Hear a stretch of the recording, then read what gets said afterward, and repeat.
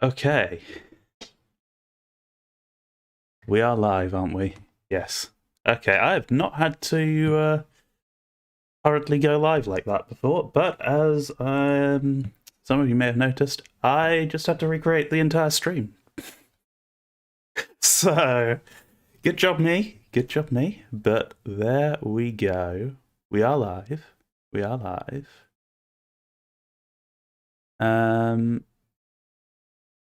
Oh, it is complaining at me about something. Let me just very quickly.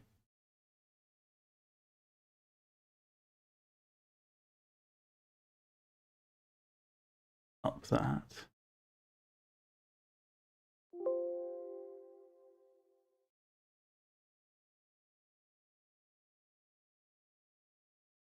Okay. I think we're okay now. Oh dear. And I went to the wrong room. I am doing really well today, apparently. Oh dear.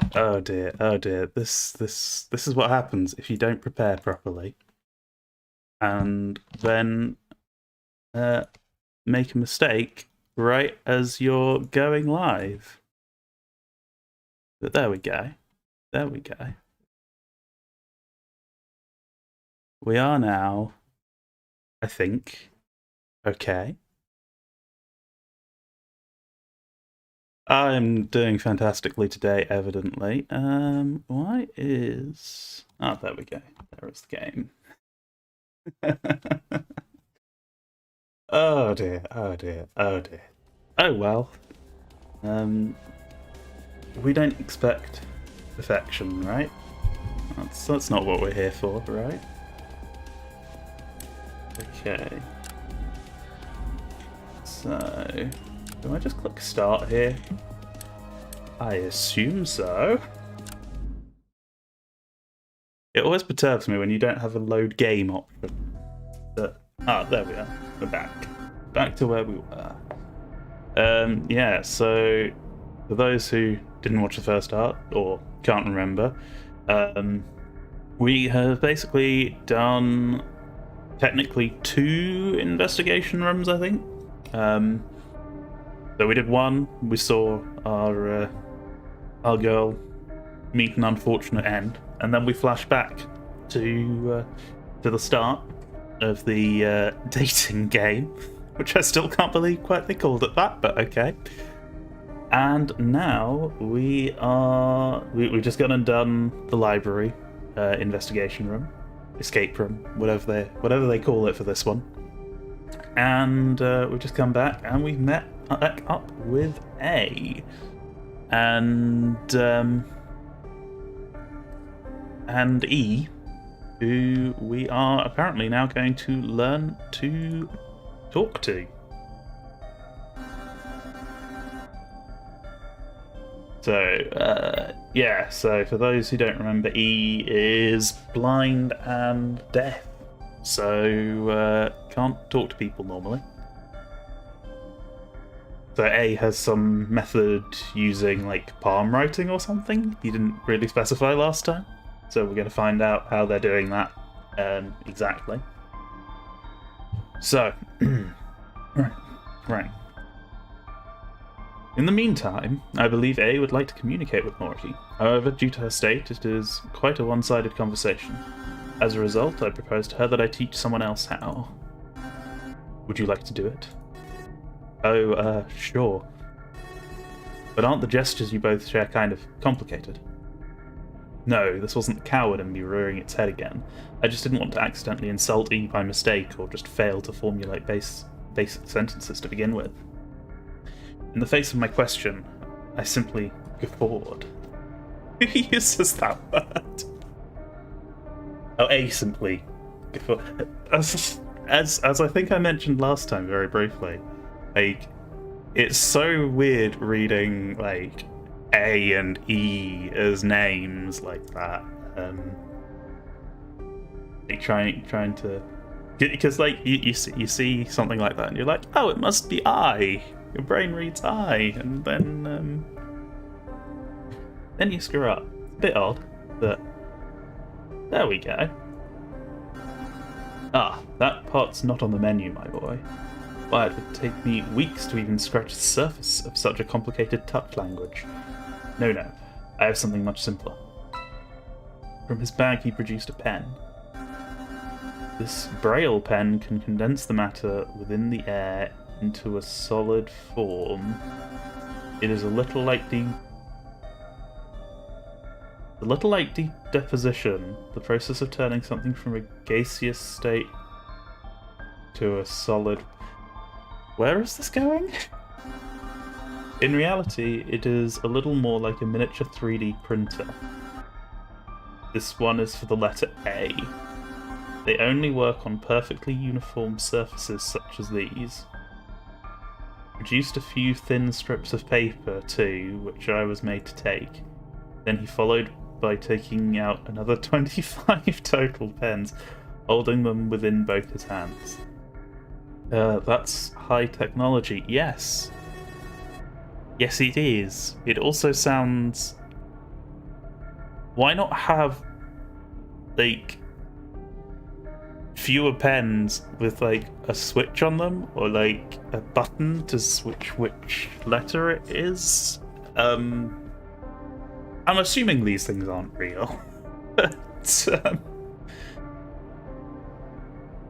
like a mini 3D printer. Okay. That's high technology. Are you sure you're fine giving this to me? It's only temporary until we make our way out of it, so of course. E can read Braille, and these will print out the sequence of pins that would let her read it. We're still working on getting them into a single pen, but okay. They saw the complaint. Could you imagine a pen with the setting for 26 different letters? I mean... I'm sure there's a cleverer way of doing it than just having 26 buttons, but okay. It would be difficult. And also I used to have the punctuation pens, but I don't know where those have gone. So you can't write question marks and exclamation marks. And I suppose not having a full stop would be a pain, but just write it like old what are they called? Telegrams, and just put stop at the end of every sentence. I pondered if this man wasn't a little senile. It's all well and good, but I can't carry this. I don't have the means to do so, you know. I illustrated by pointing at his hands, which were struggling to carry them all. He answered by dropping them all into my own arms, which I had to cross in order to carry them. Hey. Give me a moment, I'll solve that dilemma. It's not a dilemma. Dilemma means you have two options. Clues in the name. If you speak any, is it Latin or Greek? I don't speak either, but I know it means two. From his bag, he produced yet another object. A bag like his, but smaller. Here, put them inside this. He opened it at me, and I dropped a lot of pens inside. A very weird sentence, but okay. Carefully, I also inserted the sheets of paper I'd been carrying alongside them.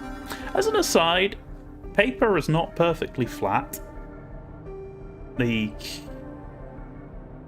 How perfect does it have to be? I mean, yeah, I'm picking at a very small detail there, but it's like, yeah, that's a bit of an odd thing to say. Oh, it must be perfectly flat paper, which is not.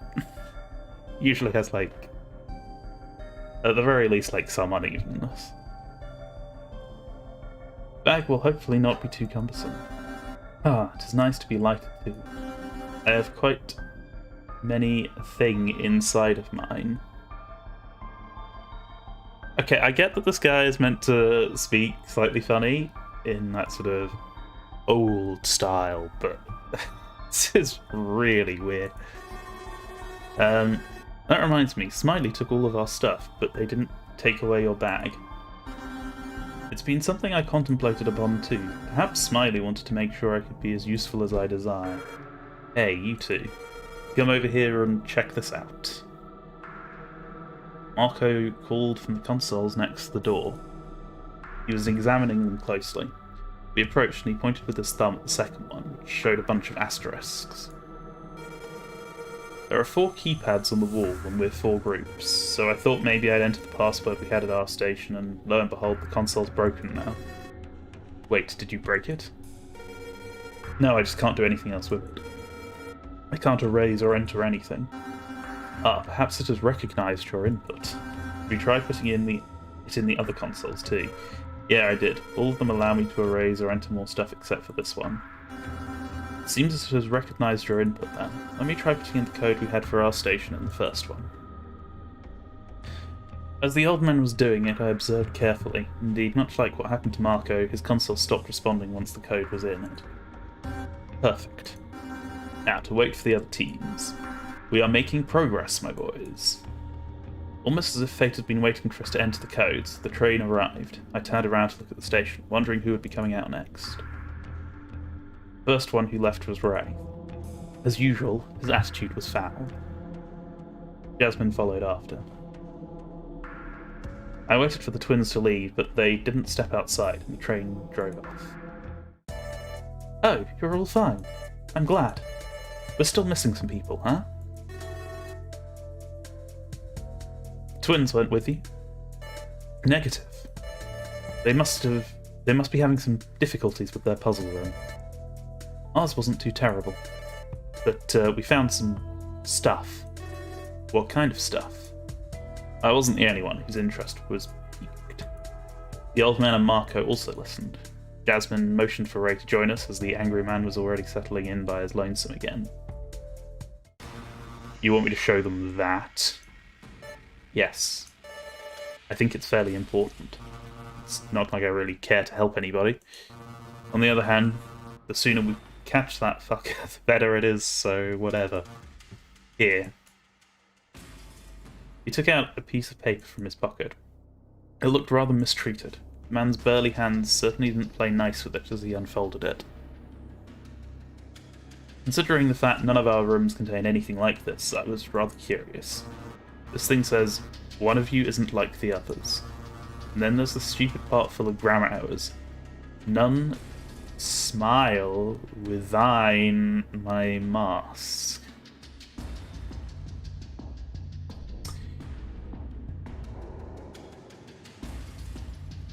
And the 9th lion ate the sun.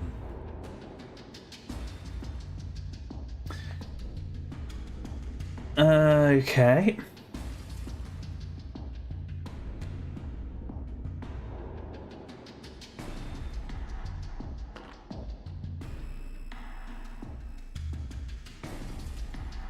I'm guessing it's got an I, an am, and a the in it.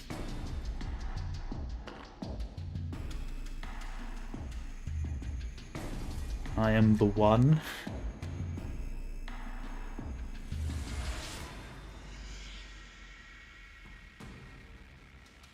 With? No, there's only one TH in there. For those not getting this, by the way, it's an anagram. Almost certainly.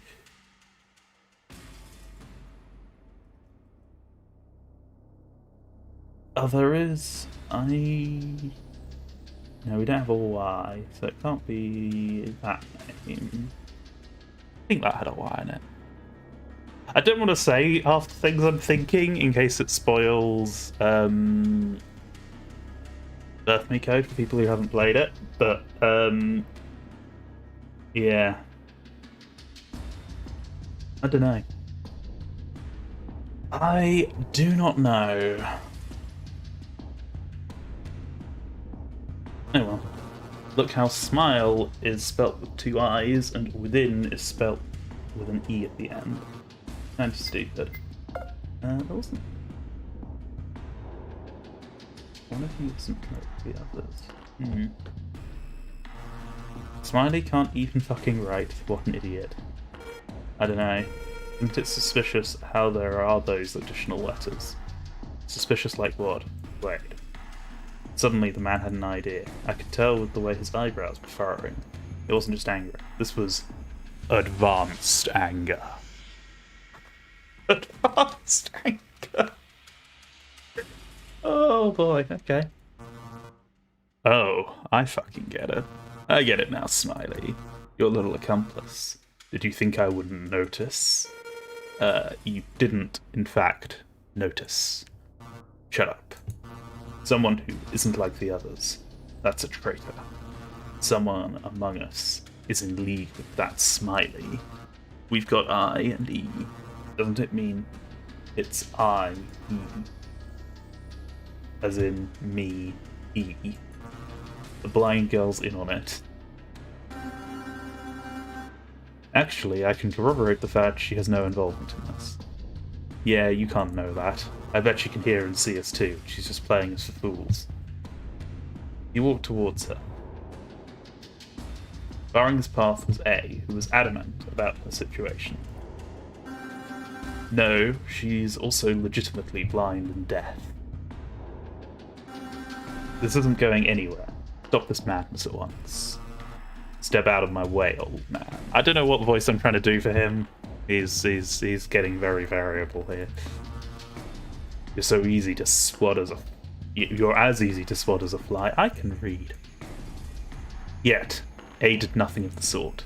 He remained there like a wall. An old, easily pushed wall, but a wall nonetheless. I watched on the sidelines. This situation had quickly escalated into a fight, but I couldn't do anything. Jasmine was looking disapprovingly at everyone, and Marco just disapprovingly looking at these guys preparing to throw down. And Marco also looked as though he didn't want to get involved, averting his eyes. Unsurprisingly, E didn't move. I assumed she still had no idea of what was happening. Since A stood up to Ray, and he was an old man, it felt as though, well, fuck, I felt terrible. I'm a boy who's still young, healthy, and not too bad physically speaking. I moved forward as if to join A in his struggle, but Ray abandoned his pursuit. In the end, my intervention wasn't even necessary. What a relief.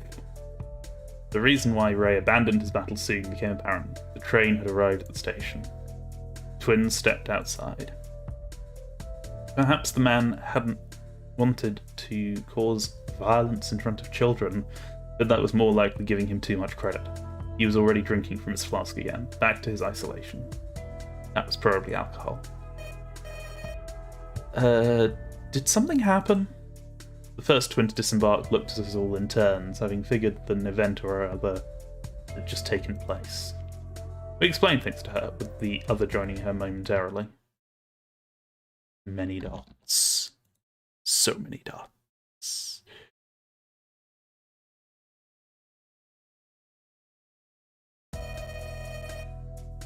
I don't know.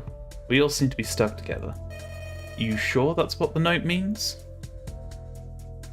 The twin was explaining her reasoning to us once we talked about the strange paper. Life's full of traitors, so I wouldn't be surprised. Sometimes they're really close to you. But it doesn't specifically say it, right? It says, not like the others. What is the link between all of us that the eighth wouldn't share? Well, that's hard to tell. Everything will be fine anyway. That note was probably just put there to sow generalized madness among us. Generalized madness. You heard it here first. Ah yes, everything will be fine. I'm sure we'll all get out of here promptly and safely. It's not like we have a collar of death attached to our necks or anything. Yes, but, well... Jasmine decided to shut up past that. Before this devolves into a fight again, we should get a move on. The door is closed, though. Jay, I'm gonna need your help and yours to, G, correct? Correct? What will we do? Well, we already entered our codes in the first and second consoles on the wall. They stopped responding while the others still work, so we're thinking if we enter all four of them, the door will come open. I see. Let's give it a shot. I waited while Jasmine entered the one her team found, and G entered the one the twins received from their room. In the meantime, I had the option of talking to some other people. Oh, I didn't particularly mean to do that, but sure. I just kept clicking. Like, oh, okay, I'm talking to Marco now. I came up to Marco. He looked like the kind of person who didn't take his situation seriously. His next words reaffirmed the fact. If Jay would have would have had her hair dyed blue instead, she'd be a blue jay. Oh, shut up. Why did I even want to talk to you? Hey, that's not very nice. I'm just making joke. You know? Joke. It's joke. He made a few motions with his hands while he purposefully spoke in broken English. We have to lift our spirits if we're going to make it through, no? It doesn't do us any good to be frazzled by what's going on. What does that even mean? Oh, frazzled? Exhaustion or something like that. I want it to be a bit fancy. Feels more informal than fancy to me, but anyway, I guess they're about done now. He did have a point with this argument too. So I guess thanks for lifting the mood, even if your methods are questionable at best. Oh hey, can't spell questionable without able. There's some logic right there. He moved away with a big grin. Yeah, and can't spell questionable without quest, as in Simon's quest to escape that terrible curse known as Marco. That's a stretch, but oh well. I joined the others after grumbling some words to myself.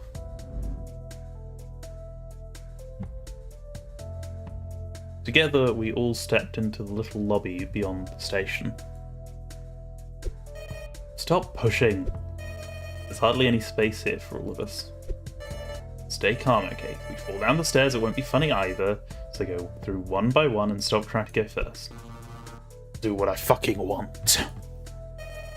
Hey, here comes the arsehole again. Watch out, sis. After a brief moment of cacophony, we all came up the stairs and entered a peculiar room. Much like the one I investigated, this one did not seem to be a station, but some kind of lounge or a bar. There was a counter on the other side with a few stools in front. On this side, some couches, a table, and various other things. Yeah, so we're back here. Doesn't this look like a lounge to you? Isn't this supposed to be part of the train station? This is very different. The station we investigated didn't look like a station at all either. It was some bedroom. The others chimed in. Ours was totally different than the usual station too. It was a room with planets and astrology stuff. Wait, was it astronomy or astrology? Funnily enough, our own looked like a library. We had to solve some puzzles and there was some stuff hidden around. In the final safe was also a pair of sandwiches. Ours had food too, which is pretty strange. Why would they do that? Ah, ours had food as well, but it was a little different and not hidden like yours. It was more like storage food. A pantry, that's the word. I suppose we could use it to dine if the food is even edible anymore. How did the stations change that much? Asking that question is pertinent indeed, but we should give this room a good search too. Let's meet back up once we've done so. I decided to take this side with Marco, Jasmine and A. On the other side, the twins were examining the bar along with Ray, with E just standing around. The man was getting angry at the girls because they weren't allowed around alcoholic drinks. Well, no time like the present. It was time to search us. Hey, at least, you know, Ray is being responsible.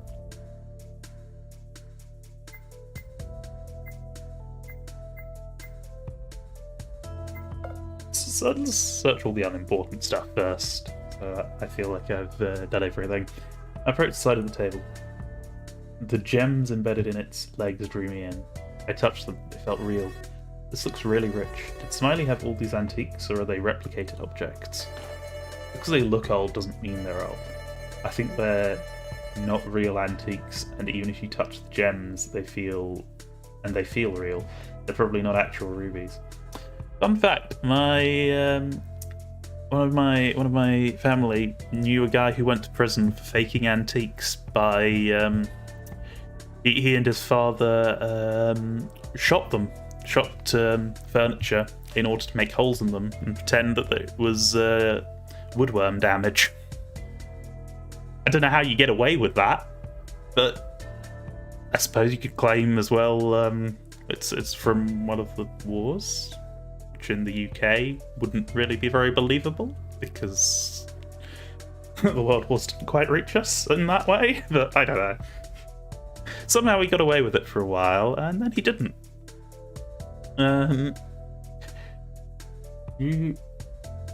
Yeah, don't fake antiques. Don't do that. I mean, honestly, why do people go after antiques? Like, some of them are nice. Like, why? I have perfectly nice furniture, but, you know, it doesn't cost a stupid amount of money. It isn't really, really old and difficult to maintain. Do you even understand how expensive this would be? Not only you'd need money, but you'd also need to be stupid to leave it in the care of 8 strangers who might just break it all. Or maybe Smiley didn't care. Yeah, that's what I said. If they were stupid. That's the only way someone wouldn't care. I mean, that's debatable. But, when I arrived at the couch, Marco was standing up on it. What are you doing exactly? You're going to leave your dirty footprints all over the couch. I'm testing its comfort level by standing on it. What else? My full weight is on it. If it can't retain its shape even after that, then it's Garbo. He leaped off it and turned around to see the results.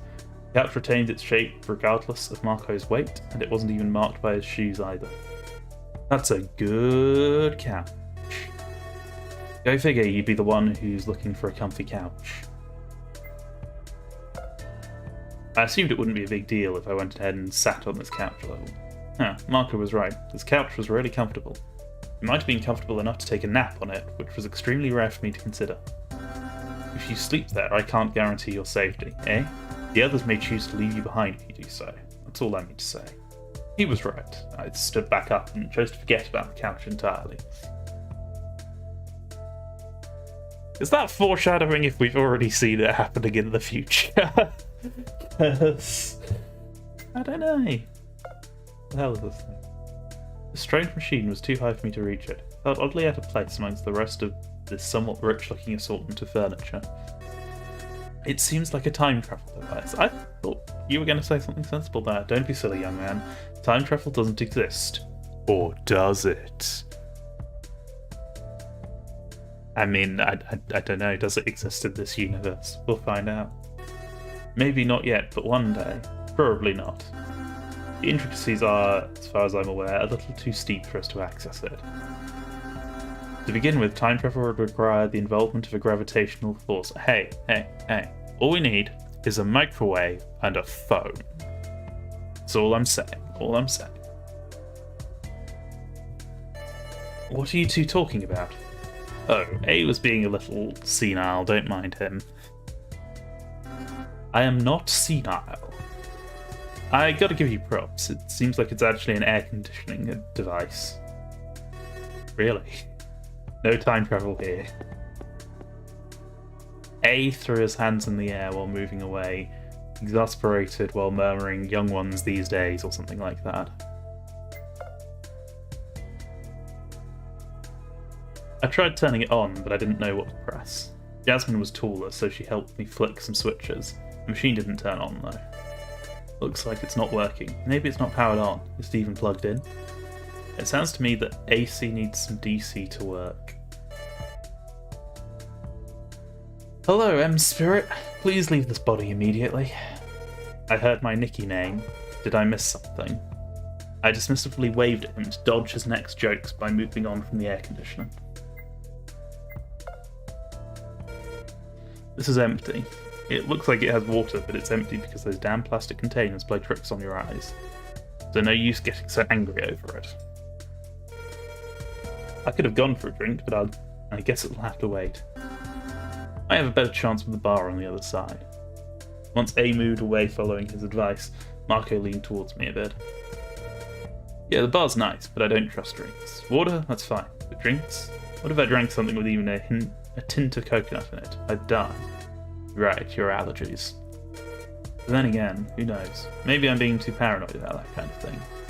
The chances of there being a drink with coconut here are pretty slim, I agree. You should lay back a bit and not worry over it. Not worry over a small chance of death. To the bar, then. I had other things to look at first. Oh god, small chance of death. I remember ages ago, I had to fill in some forms for one of the university society I was in. It was a health and safety form. And the society I was in, it was like, what are the things that are going to be actually dangerous for us? Like, we might get some paper cuts and the building might burn down. But the way they did it was like a 1 to 3 scale on how likely it was to happen, and a 1 to 3 scale on how bad it was if it would happen. So paper cuts were a 1 on both, because they were quite unlikely, and they were very, very minor damage. But fire was very small chance, but risk of death, so it had to be a 1 and a 3. I just love that small chance of death is equivalent to a very likely minor injury. It's like, this does not feel like it should be equivalent. It was okay. They wouldn't let you do anything that was more than that was a 2-3 or a 3-3, as I recall. Moderate chance of death or likely chance of death were, yeah, you can't do this. Yes, it was just a wall lamp, nothing special. A few others were scattered around. I didn't see any switches to turn them off. Interesting. I know these lamps. They're powered by yttrium batteries. I suppose the more common term would be LYP batteries. Would it? Very, interesting. I'll go look over there now. Over there now. Plant. Ooh, plants. They were pretty generic, even if they complemented the place well.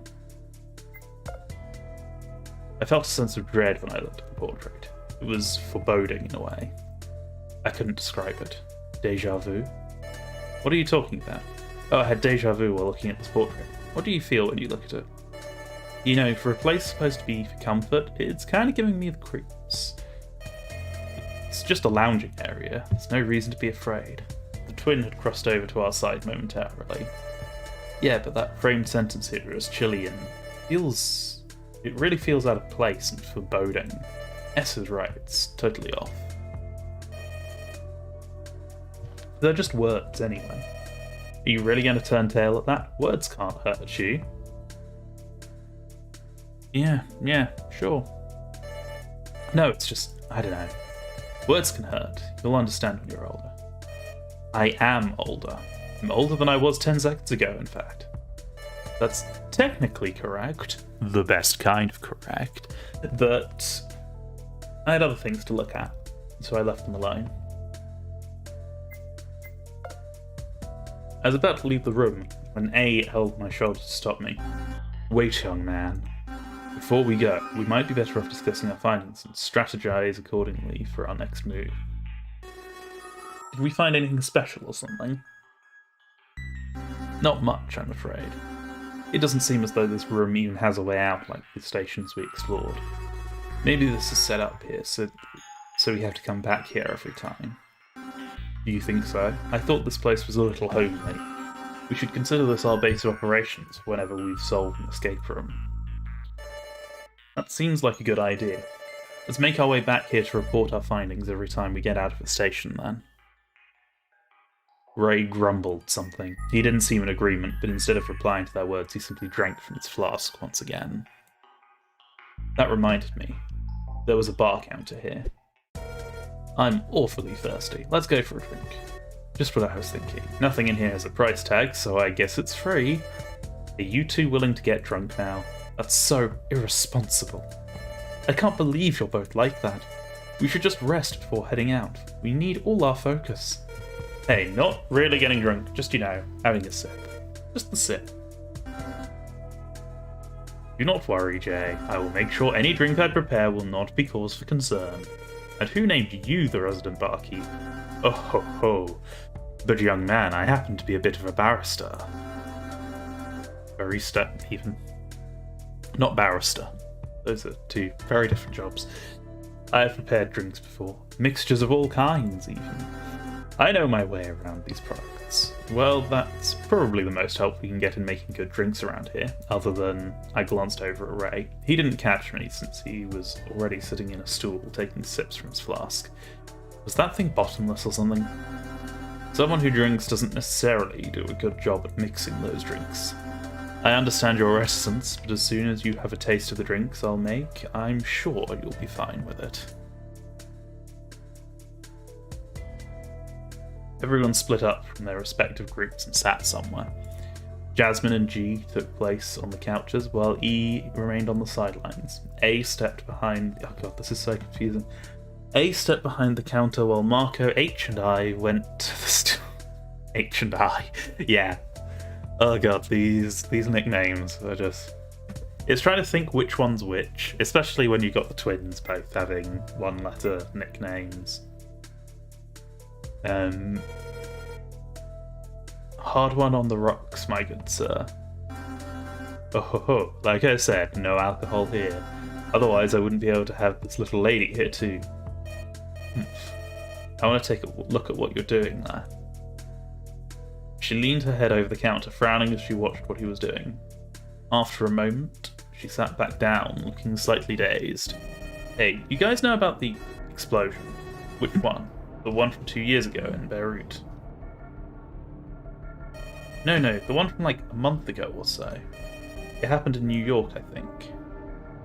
She was frowning as if she was having issues thinking about it. It just came up in my head right now for some reason. It was on the news pretty much worldwide. The entire subway of New York exploded. Oh yeah, that thing. That was a real atrocity, wasn't it? Though I believe you have an element wrong in your description. Only one station exploded, if I remember correctly. Huh? But weird, I remember that differently. That was done by terrorists. If you get scared, they're going to win, so don't let it get to your head. Well, some people apparently died, so it's hard to not let them win when you're dead. Yeah, that's probably fair. Besides, I'm pretty sure that was just a cover-up for an internal incident. You know how big companies are. They can't afford to show that kind of weakness, so they pinned it on terrorism. Ray chose to remain silent and continue sipping from his drink. Are we playing a conspiracy theorist? Marco was looking at his own contemplatively, as if he wasn't certain. Please do have a taste, and let me know what you think afterwards. I decided to throw caution to the wind and have a good sip. As soon as I drank it, my eyes lit up with newfound vigour. He wasn't lying when he said he was good. Oh, it tastes like lime. Just a little, not too much. It's pretty perfect. I told you I was good at this, young man. How did you know that was my favourite taste for a drink? I'm simply good at what I do. Nothing else. Grape. While I enjoyed my drink in silence alongside the others, I couldn't help but let what H and Ray said weigh upon my mind. Terrorism. Station exploding. Did the same thing happen here? Did this place explode too? Probably. Was I caught up in some kind of international terrorism? Probably. This brought me back to the note Ray showed us. Someone who didn't belong. Like a terrorist? Like Jasmine said, it was easy to dismiss it as some kind of scare. Perhaps it was what it was, but I couldn't be sure. Did I really think that was the case? Did I think the message was important? Instead of trying to weed out the person who didn't belong, I decided to investigate the possible link everyone here shared. There had to be something linking us together. The reason behind our abduction might become more apparent if I did that. I already could tie Marco to the university I attended before. Jasmine had never gone, but Ray gave me the feeling that he belonged there. I couldn't, in good conscience, disregard a possible lead three of us might be sharing. That difficult decision made, I stood up from my seat and approached Marco. Hey, let's go have a chat with the volcano. The volcano? Isn't that dangerous? Only if it explodes on you. Marco quickly understood who I meant. Since he had been reluctantly looking at his drink, my suggestion went flawlessly. We both left the immediate area to surround Ray. What do you both want? Mind if we talk a bit? I'm trying to determine exactly what links us all here. You're from the university too, right? As a teacher, I mean. I looked at Marco, surprised. What? I remember him, even if he doesn't remember me. He looks like one of the teachers I've had there. Ray ran a hand through his jewel-coloured hair, slightly annoyed. But then again, this was his natural state of affairs, so nothing was too different than usual. Alright, whatever. Not like I got anything else to do here. Let's just walk away from the bar first. He stood up, stretched his legs and arms, and took off. We followed him to the couches on the other corner, opposite to the one Jasmine and G were occupying.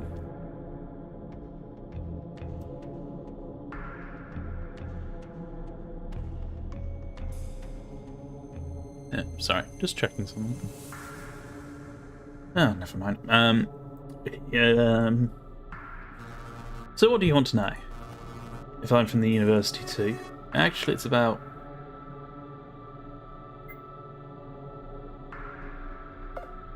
Put it simply, I guess I'm just curious about what kind of job you have. My job, or whatever it is, it's not paying me enough, so you have to know. That's a joke? No, it's legitimately not paying me enough to care even what it is, even saying what it is. Or I guess I have too many expenses and it's not giving me enough to compensate for that. Been doing a second job too, which is eating up all my fucking time. He glanced at the bottle in his shirt pocket. He bought a lot of alcohol, but certainly might not be enough. Haven't been able to do it lately though, so money's low again. Oh, please can you tell us if you're from the university? Ray grumbled something at our insistence before he sighed, clearly giving up at posing our questioning. Yeah, I'm employed by the university, and you were probably students from it then, right? I can tell you're both about the age all of these fucks graduate. Marco didn't look like he enjoyed being referred to as a fuck. I had to defuse the situation or else it would turn nightmarish. I couldn't really complain in my mediator role, but at least they should have been able to get along for 5 minutes. Okay, there's no point being too rude. We're all trapped here and we all want to make it out, so we just need information. Are we good? I looked at Marco. He stared back at me and closed his eyes, letting his frown dissipate. This also seemed to calm down Ray. The man seemed more reactive than proactive when cornered like this. So what exactly is it you want to know?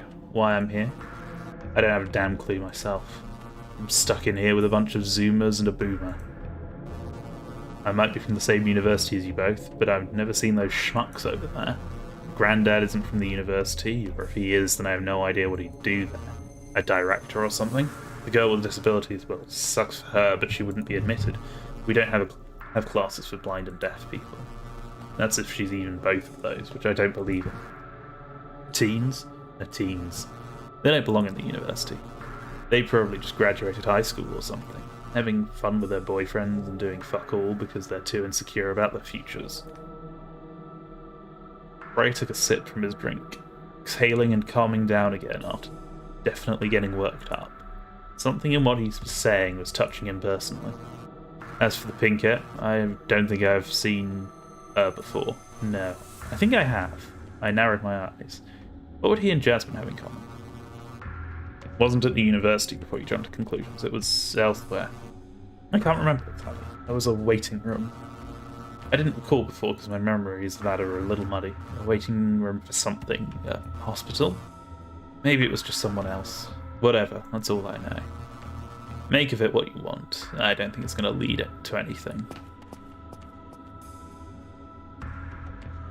Interesting. He gave us a dismissive wave. At least he was polite enough for that. Marco and I had remained quiet during most of his monologue. This information was ultimately somewhat interesting. Still, his hesitation at the end made it sound like he was embarrassed about it. I shrugged at Marco. Well, maybe we'll know more later. I think I'm gonna group up with Jay so I can ask her about it. Oh man, you're gonna leave me with Ray? Or one of the twins. Try to use that to also find out what they're all about, okay? Maybe they have a parent from the university or something? Marco wasn't too enthused by it, but he agreed. At the same moment, a yell caught my attention. It came from H, who had joined Jasmine and G on the couch during our discussion. Watch what you say, because maybe you got a nice life, but not everyone here did. What's going on here? Mind your business, Blandy. I'm gonna give this bitch a piece of my mind. She lurched at Jasmine, but Marco grabbed her to stop her from moving. Let go of me, nerdlord. These insults are top tier. Top tier. I took a glance at Jasmine, who looked completely lost in all of this. Her eyes were wide open in surprise. I don't even know what any of this is all about. All I said is that I hope we get out without any further issues. H was gesticulating wildly, while G was a lot calmer, trying to make sense of the situation as much as we were. After a while, she snapped her fingers as if she just got an idea. Ah, I know what it is. You don't know anything, sis. In the end, H slammed her foot down on the ground, surprising Marco, who let her go after a short moment of inattention. This time it was my turn to snag her up so she wouldn't lunge on her. Let me fucking go. What is happening here exactly? What is this cacophony about? Cacophony is a good word. A joined us in the commotion. It's okay, I can deal with this. H, please let it go, and don't worry, come over here. She reached for H's arm. I let go of her, and the moment I did, H's legs gave and she fell down to the ground. The girl was trembling all over. I hadn't noticed this before, but her voice had been shaking a little sometimes as she spoke. Was this some sort of strange PTSD? I didn't know anything about it, so I couldn't be sure, but... Come over here. It's okay. G repeated herself, while helping H over. The two of them sat down on the far end of the other couch, and we moved away to give them some privacy. I pulled Jasmine over by her wrist. We should leave them alone for a bit. That would be for the best. She's just sensitive about some stuff ever since things happened at school. We'll be ready to head back out shortly. Don't give a shit. It's okay, H. There's none of that here.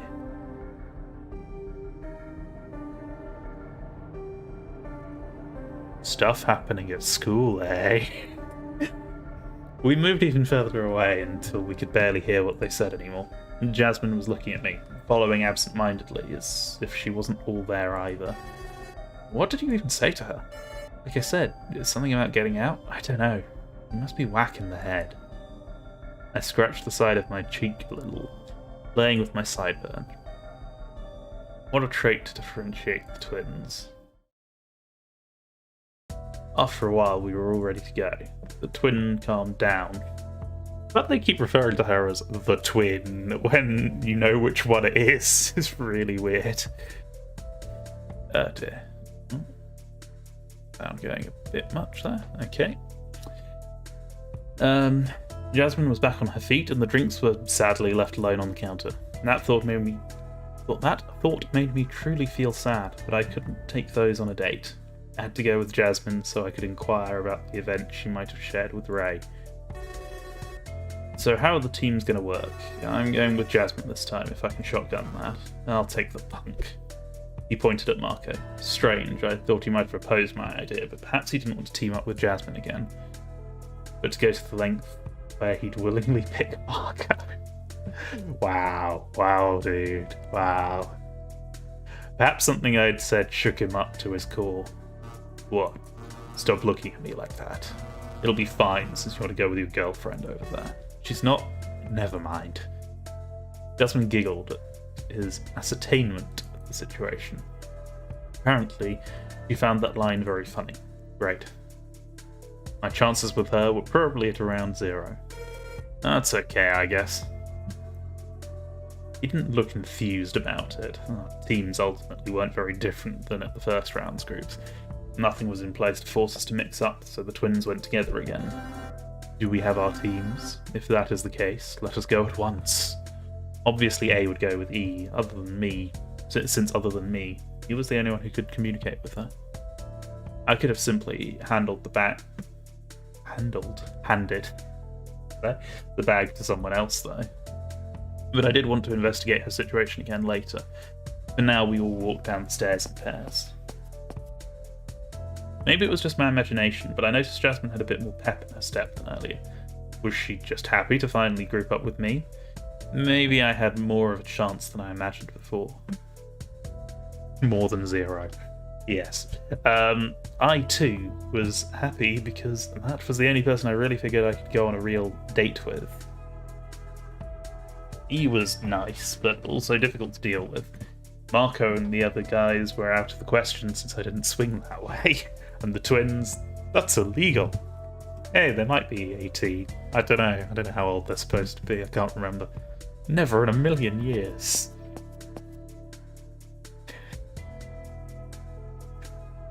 I have a feeling that line is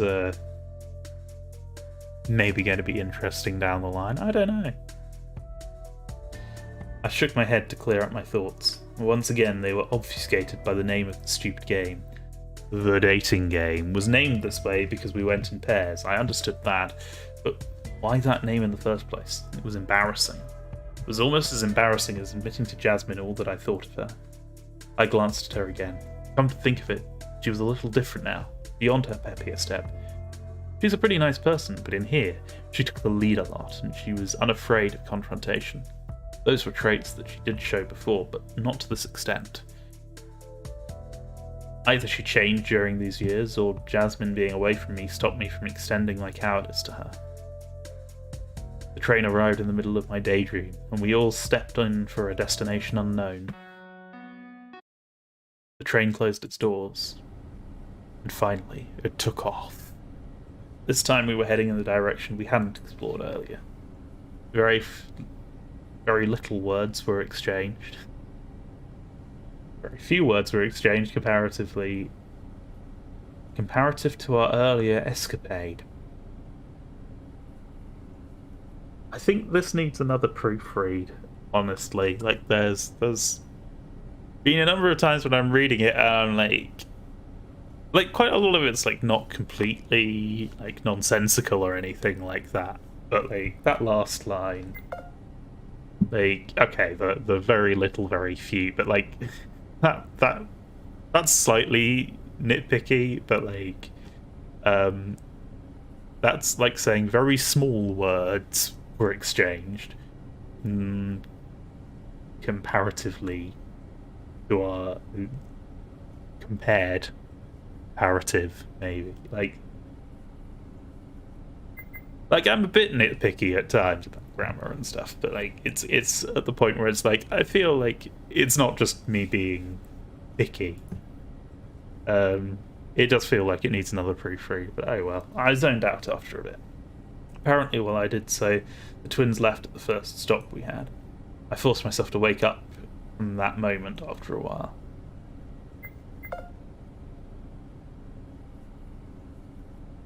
Looking over the others, they were all naturally segregated in their teams of two. I was very close to Jasmine, so I could tell something was a little different about her. She was a little nervous. You want to leave at the next station? Oh, huh? Yeah, that sounds like a good plan. The train stopped after another half-minute and we disembarked without fanfare. I only questioned her after the train stopped once we were outside it. I figured what was making her nervous might have been something the others weren't meant to hear. We stepped into the lobby and the door did its magic. I wondered what would happen if only one of us stepped inside the place. Would the door still close? I chased that thought away since I needed to address Jasmine over what she might have found. Anything specific on your mind, Jay? Oh, you can tell, huh? Well, I wonder if this place... I listened. For all I knew, it might have been incredibly important. This is kind of, weird, right?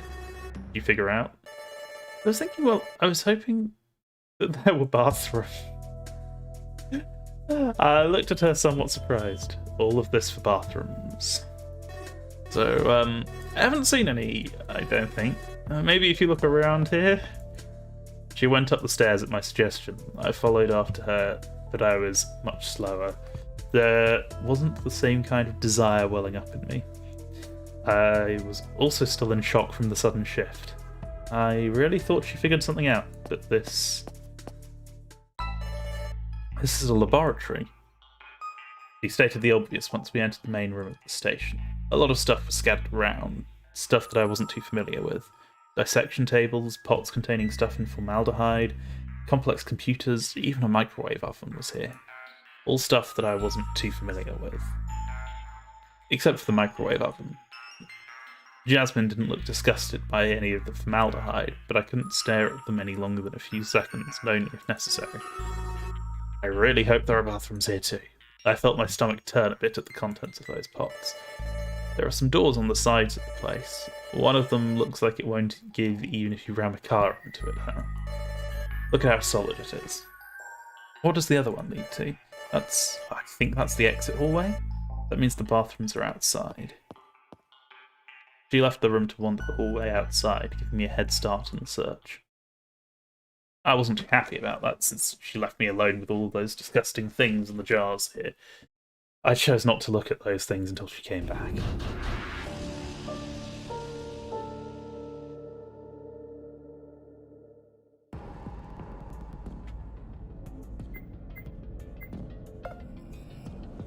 That was one big-ass switch. That's one big-ass switch. Better not touch it. That's so fucking cool. Useless search, but cool anyway.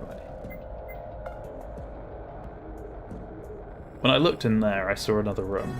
Another room full of scientific things. But what is this? And what is the huge tube in the middle? That looks really suspicious. I backed away, unable to open the door. It didn't even have a handle.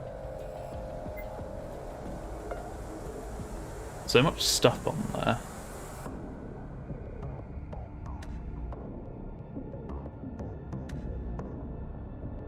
I couldn't make heads or tails of what the stuff was. Bottles, plates, tools of all kinds. Ah, I know. It looks like the operating table next to me when I go to the dentist.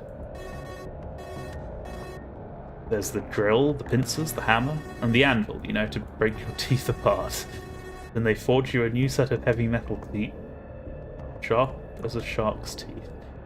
Obviously, none of this was true. Really? Really? You surprised me. If it was, I would have gotten the never get cavities again with shark teeth dental plan ages ago.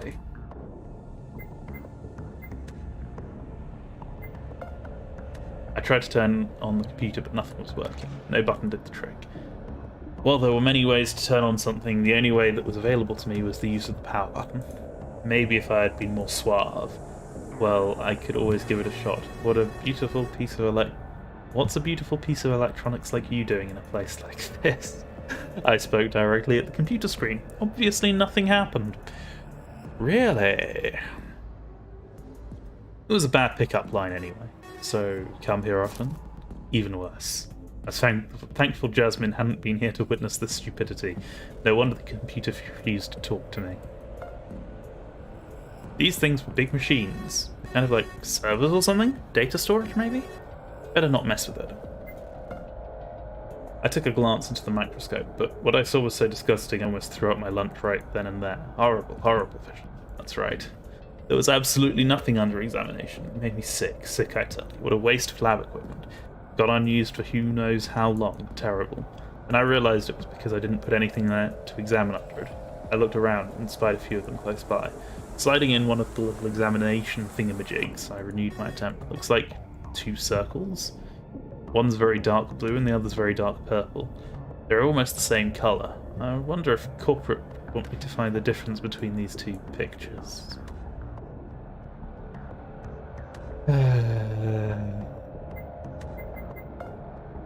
This floor is squeaky clean. That's weird since everything looks like it's gone unused. Did someone pass by to clean this place earlier? There was a plethora of unanswerable rhetorical questions to be had for sure.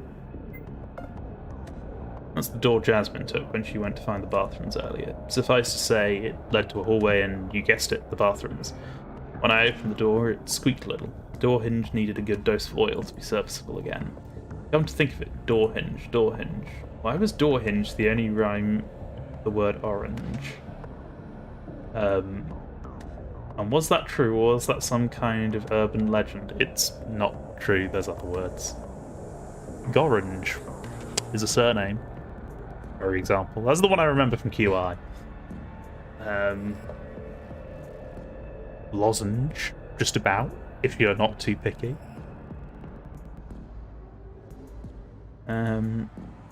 If only I was a master linguist, I could have known the answer to these questions.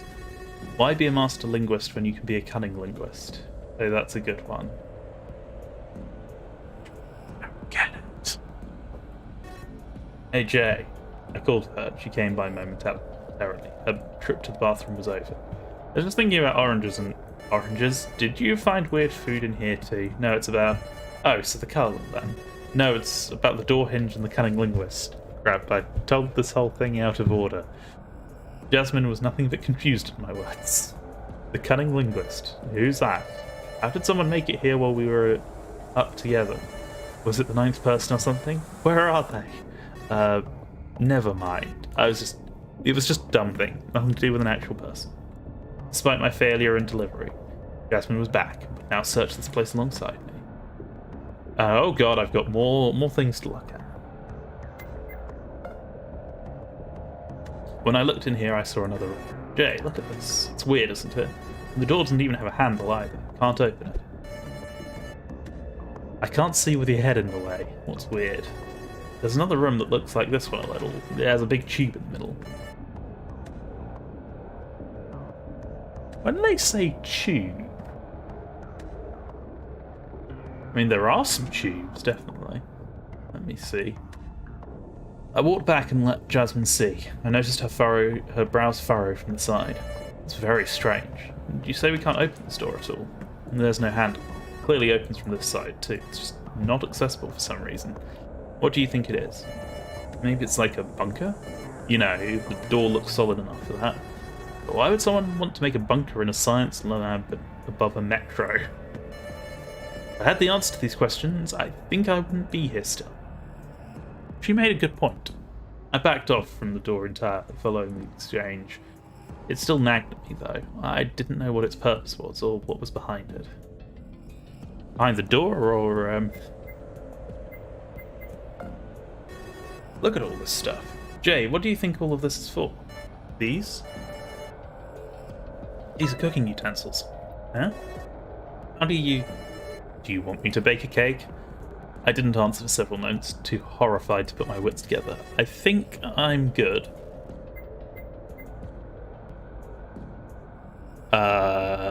What? I watched as Jasmine looked into the microscope. Are you trying to see if we could shrink ourselves to a molecular level and slip through the door's atoms that way? That's not how reality works, I don't think. But no, I was just curious.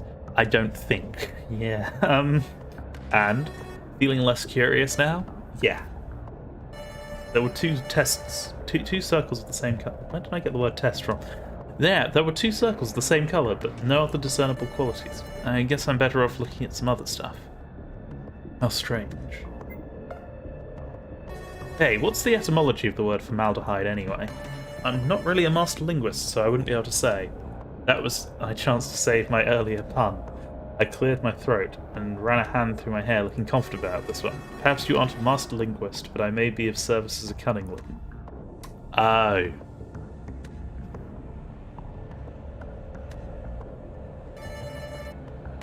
Again with the cunning linguist. You say you're cunning, and it backfired immediately. Did she just not understand the wordplay? The trouble is, like, if it's what I think they're going for, that doesn't work in quite a lot of accents.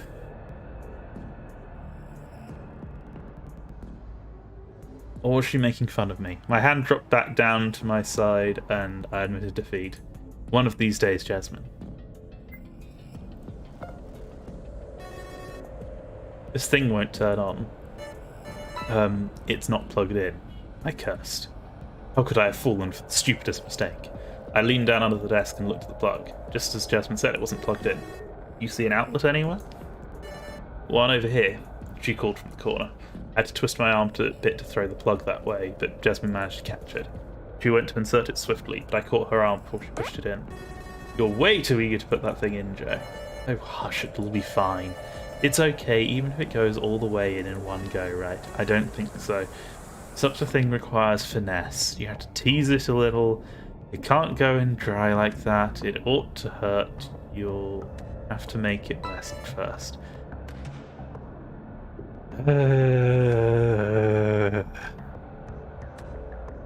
Tease it, making it wet. It isn't that dangerous. What if I feel a jolt? I mean, if you feel some kind of jolt, aren't you doing it right? Are you sure it should be that intense? Yeah, why not? If you can't feel it course through your body, are you even using it right? You know, size and all. If it was like that, I think I'd pass out. Oh, of course not. It wouldn't be that bad. Just a lot to take in at once, I guess. Do you? Should I? I mean, I could help you with it. I could use my own and your own. Do you have one too? Do you think it will fit? Come on, people. Seriously. Well, it has to. It's made for that. And wait, what do you mean by... I think it's just better if it's wrapped in rubber first, at least.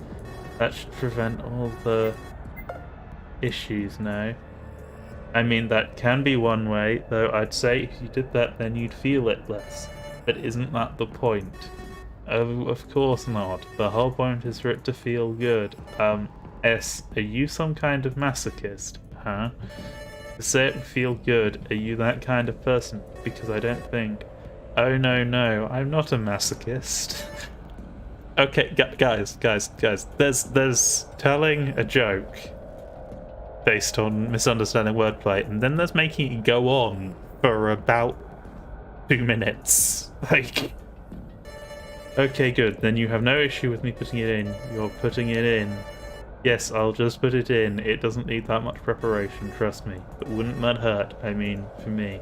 Nope, there's no chance of that happening as long as you let me do it promptly. It's okay, I'll put it in now. Wait, I don't think I'm ready for that kind of thing just yet. She didn't answer and instead pushed the plug into the outlet. I remained there stunned for a moment. Wait, what had we been talking about? Interrupting me, the computer booted up. And this is my voice for when I am done with a bad joke. Oh my god. Because I say,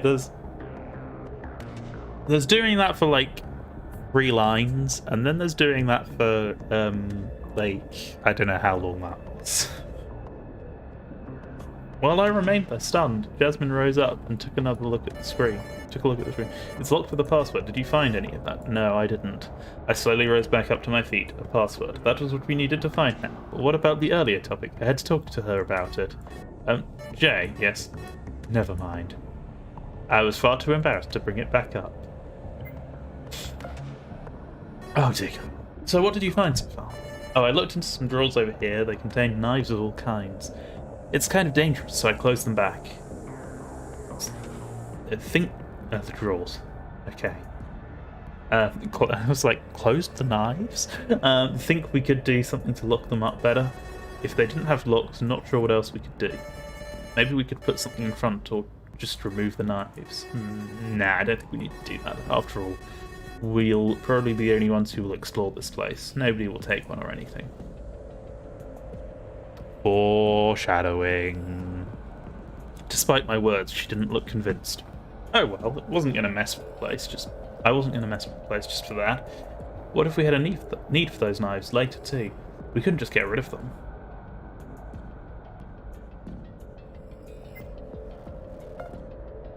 I rummaged through the contents of this table. Magazines, a microscope, some science stuff, more science things, and science objects of all kinds. And over there was another science item too. So much science. Among the science, I saw something a little more familiar. It was a USB stick. Finally, something I recognise and can use. As for its purpose, I had no idea. At least I had it now. I tried entering QWERTY as the password, but it didn't work, and neither did password or Hunter2. Hunter2? Isn't the password always swordfish? Since I was all out of options, as those were the only ones that existed, I decided to plug in the USB stick. Wait, did you try Smiley's birthday too? Do you know the date? Otherwise we have 365 possible outcomes. 366. February the 29th is a date, you know. It exists, sometimes. I actually didn't know it, and neither did I. As I spoke, something happened on the screen. The USB stick I inserted triggered something to run, despite the account not being accessed. Hey, what's going on?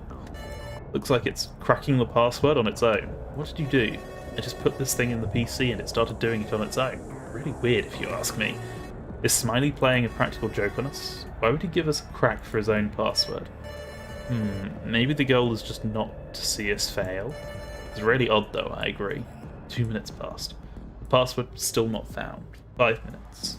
I looked at Jasmine, but I could see she had surrendered herself to the weight. Cracking a password is sometimes pretty close to a miracle, you know, but it's staggering how fast the computer works, especially this one. I think I saw liquid cooling in it. Very advanced. But you know, miracles aren't that uncommon by this definition. You know about Littlewood's law, right? No. It seems like something not many people would know. It's just that under his definition, miracles are one special event to a million normal events. So basically a miracle is about 1 out of a million. And when I say miracle, I don't mean a magic trick or anything, just a special event.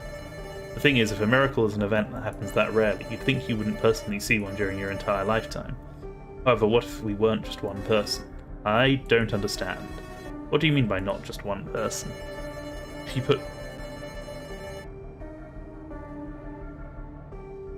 you put 2 people somewhere, then you only need 500,000 events to happen to each of them on average to account for one miracle. And then 3 people would further divide it into thirds and 4 quarters. If you have 1 million people in the world, then the chances of seeing a miracle happen is much likelier. If they're seeing separate events, yes. The phrasing there is a bit weird. If you have 2 people together, then they would be seeing the same events. And how many of us are there right now? Thanks to the law of truly large numbers, we're so numerous that miracles happen very commonly, in fact. Or at least special events, not impossible events. Doesn't that sound crazy? Since we're a few billion people, thousands of miracles are happening at the same time every day, and multiple times a day, most likely. So what you're suggesting is that the computer cracking the password is doing the same thing. I mean, it's trying a lot of times, so clearly it's hinging on the law of truly large numbers. I've also never heard it called the law of truly large numbers. Usually just the law of large numbers. But, which says that with enough attempts, you'll eventually see something happen. And it's working so fast, I wouldn't be surprised if it resolved the password situation in only a few more seconds. She looked at the computer intently, but such a thing wouldn't make it work faster, obviously.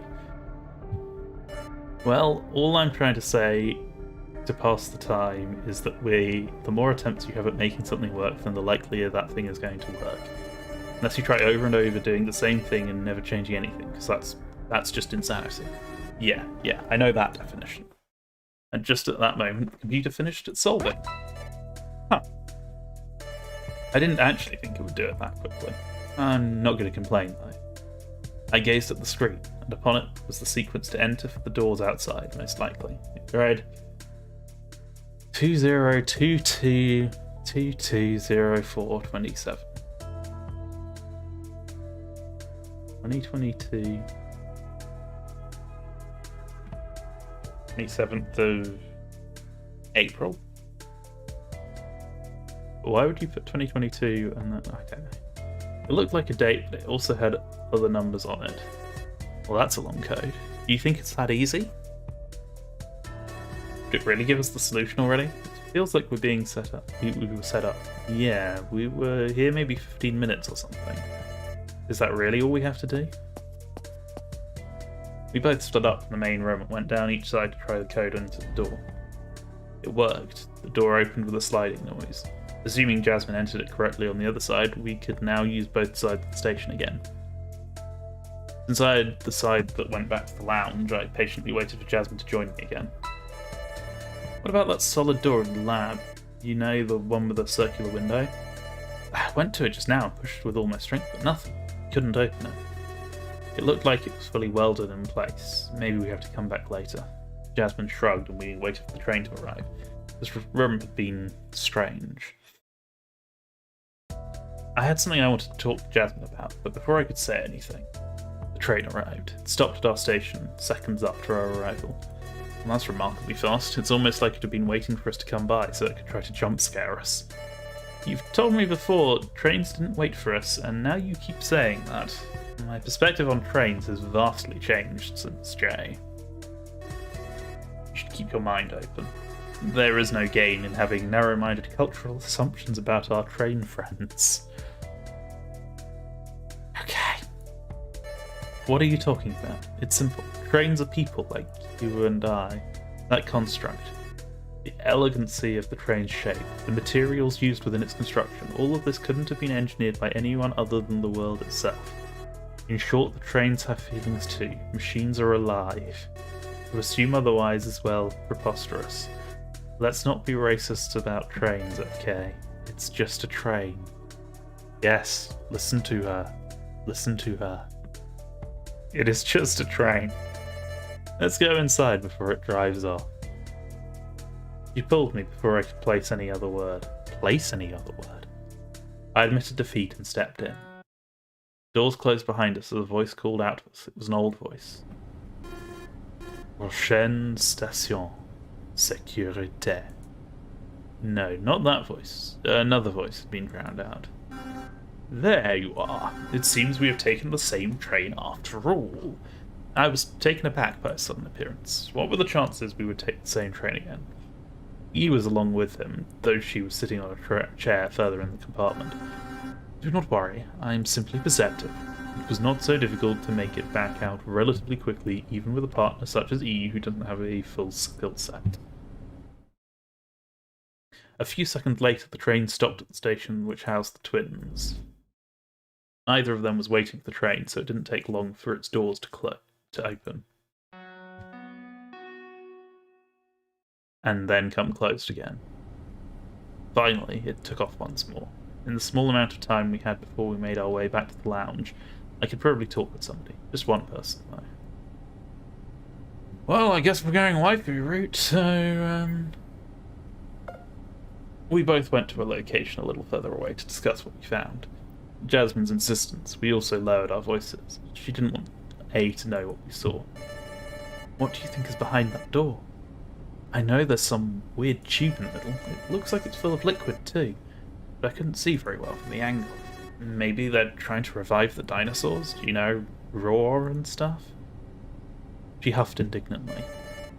You look like a dinosaur. What kind of puzzle was that anyway? There were no tools, notes, or anything at all. The room was just a random weight. I say it was random, but not like that. It's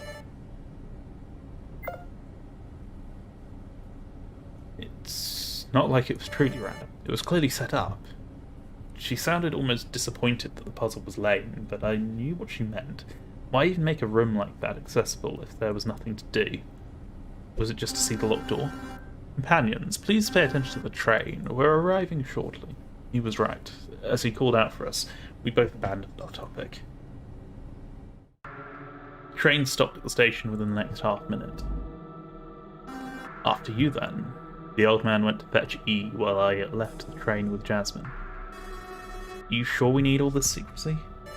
Information is important here. You never know who you can trust. We took our conversation further away into the lobby. Then we went up the stairs ahead of the old man and E, who had just come out of the train. I don't want to say we can't trust them, but you're saying we can't trust them. The lounge was becoming our hangout spot rather quickly. It made me comfortable, but Jasmine's presence was slightly unnerving. I didn't truly believe the old man was suspicious of our secret, or that he had any right to be doubted. After all, he's been helpful so far. He gave me a way to talk with E, and he shared information. I think that's too paranoid. Look who's talking, Mr. Afraid of Everything. Hey, that's not fair. Life's not fair either, but I shouldn't be this harsh, you're right. Listen, I just think there's a bigger puzzle to solve behind each individual station. What makes you say that? She closed her eyes and thought about it, intensely, reclining on a couch. I joined her. Even if I got mad at her a little, it wouldn't last very long. I don't know, I just feel that way, I guess. We found that door, and we have no way to open it. Back in the first station we explored, Ray and me, we found some other stuff. There was a hidden room. It just felt very strange. Look, I just want to get out alive. Maybe we'll get to find all this out later together, but we need to have a later. Jasmine was no longer merely thinking about the situation. She leaned towards me insistently, as if seeking my approval. I could do nothing but nod. Something felt wrong, but I didn't really have a grip on reality. Where were the others? Where were the old man and the disabled girl? Shouldn't they have come up the stairs too? Instead, I found myself prey for Jasmine's ideas. She was right in a way. It was difficult to trust anyone but one's close friends. However, the thought that Jasmine felt differently flashed by again. I couldn't shake that feeling, and it made me feel quite uncomfortable too. Jasmine was dependable, but Jasmine was also a person who usually went with the flow. She didn't really force it. Was she a leader? Totally. But she wasn't one to direct things. She'd been quite bossy so far. Yet she was the only person I could fully trust here other than Marco. I felt something against my cheek. It was her hand. She was holding my chin, and she turned my head towards her. All I could see now was Jasmine. Let's just get out of here alive, okay? Anything could happen here, and actions speak louder than words. Don't you agree, S? That's why some things are better left unsaid. Her breath was heavier. Was she flirting? Was this her way of flirting? I couldn't understand. My heartbeat picked up. That moment, I didn't realise how much of a dumb teen I was being. I was nervous, like some sort of clueless, overeager virgin, but if she was scared in here, she would understand that perhaps we might die here. If that was the case, and my feelings weren't unrequited, then what she was suggesting? Sure, I want to get out of this alive too. What she was suggesting was to make my attraction to her more obvious, to let my actions speak instead of my words. Since A&E hadn't come up the stairs yet, we were still alone here.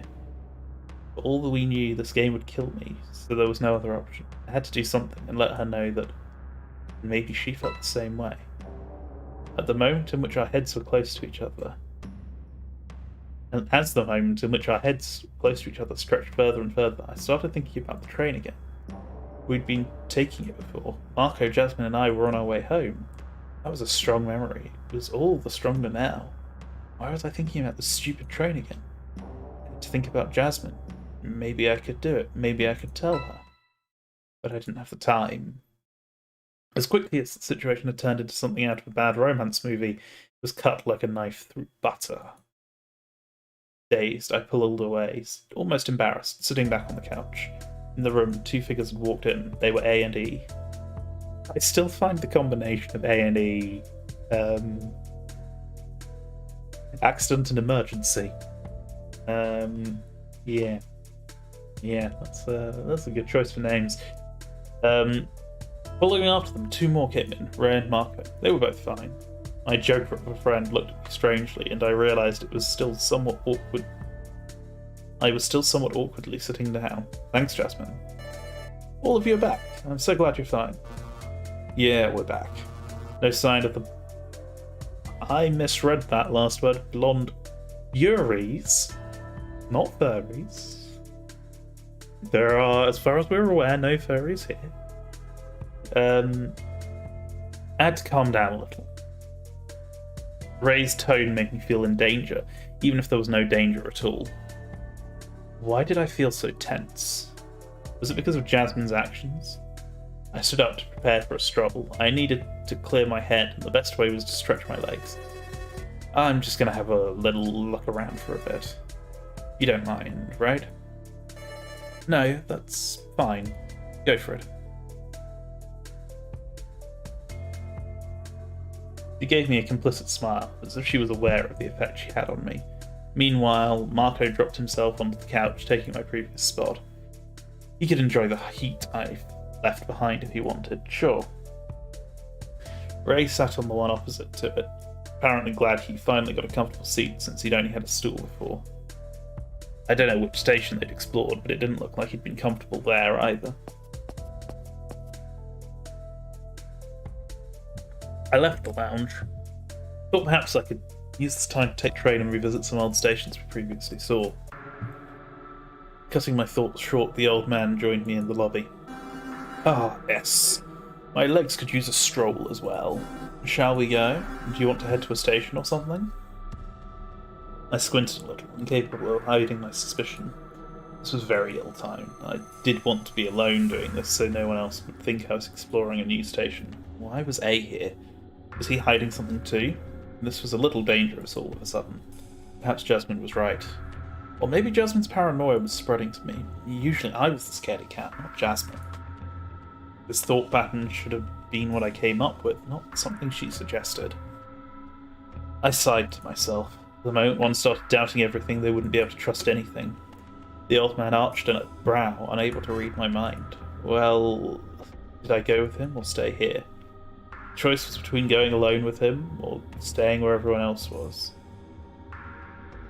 One seemed more dangerous than the other. Jasmine's behaviour weighed heavily on my mind too. There was something a little wrong with her. If I stayed, perhaps something bad might happen too. Something bad might happen, such as getting into a real relationship. I was so afraid of commitment. I scratched the side of my head in my indecision. I shook off Jasmine's warnings after making up my mind. Whatever this old man did, I could handle. I was fit, 24 years old, and I wasn't a coward, damn it. Until I was, at least. I wanted to know more about him either way. Perhaps this would give me an idea for the possible link between him, E, and the rest of us. They were dressed in such strange fashion, and they clearly knew each other. Alright, sure, let's go. Where to? He smiled at me. Agreeing to his proposition was putting him in a good mood. He answered while we walked to the station proper. I suggest we leave the station you've explored before. Do you believe that would be a good course of action? I mentally cursed. If I disagreed with him, it would look like I was hiding something, and if I agreed, then he'd find out about what Jasmine wanted to keep the others from. Him figuring it out at this point was an event. Eventually, no longer only a possibility. Even if I chose to stay, he could go there on his own, and that was why it was probably better if I went with him. Now I understood why Jasmine was so paranoid. This man was cunning. More cunning than I thought. But is he a linguist, people? Is he a linguist? Fine, let's head over to the science laboratory. As opposed to those laboratories that don't involve science. What exactly was in the room you've explored with E again? It was an infirmary.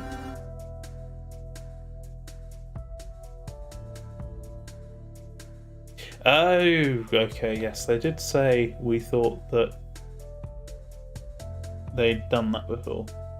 There was nothing consequential in there except for something which I will share with you since you are being so agreeable. But we'll have to wait until we get to the station. The train is here, so let's go. We all entered the train. All two. As usual, the little chime announcing the train's departure rang, and the doors closed. I wondered if the ones still in the lounge could hear it. I think it was pretty loud. Prochaine station sécuritaire. In the train we had 2 stations to wait for, so I could ask him some things if I wanted.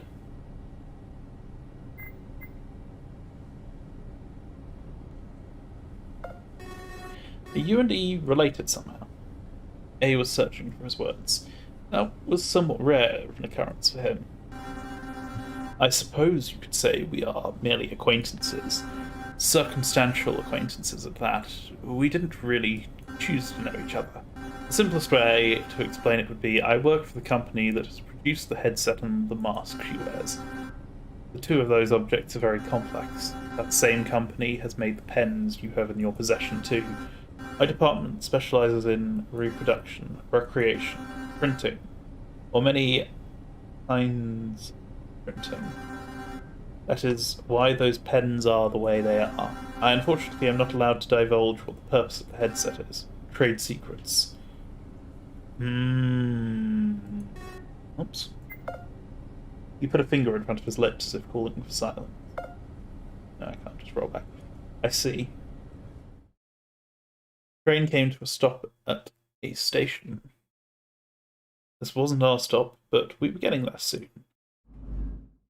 After a few seconds, the doors opened. After another few seconds, they closed. We remained silent as the train did its routine. The same chime from earlier sang its tune, and then we were off. Prochaine station, laboratoire. Since we had some time again, I quickly chose how to use it.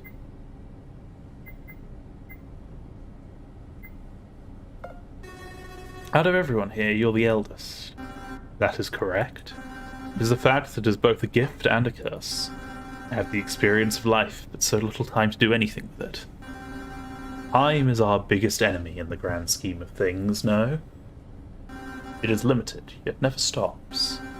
What happens once time runs out? Clearly we haven't reached that point yet, so none can say. It's even more difficult for many to imagine it, especially for people like twins, for example. Ah yes, our difference in ages is quite a gap. Interesting, isn't it? The age gap? Partially.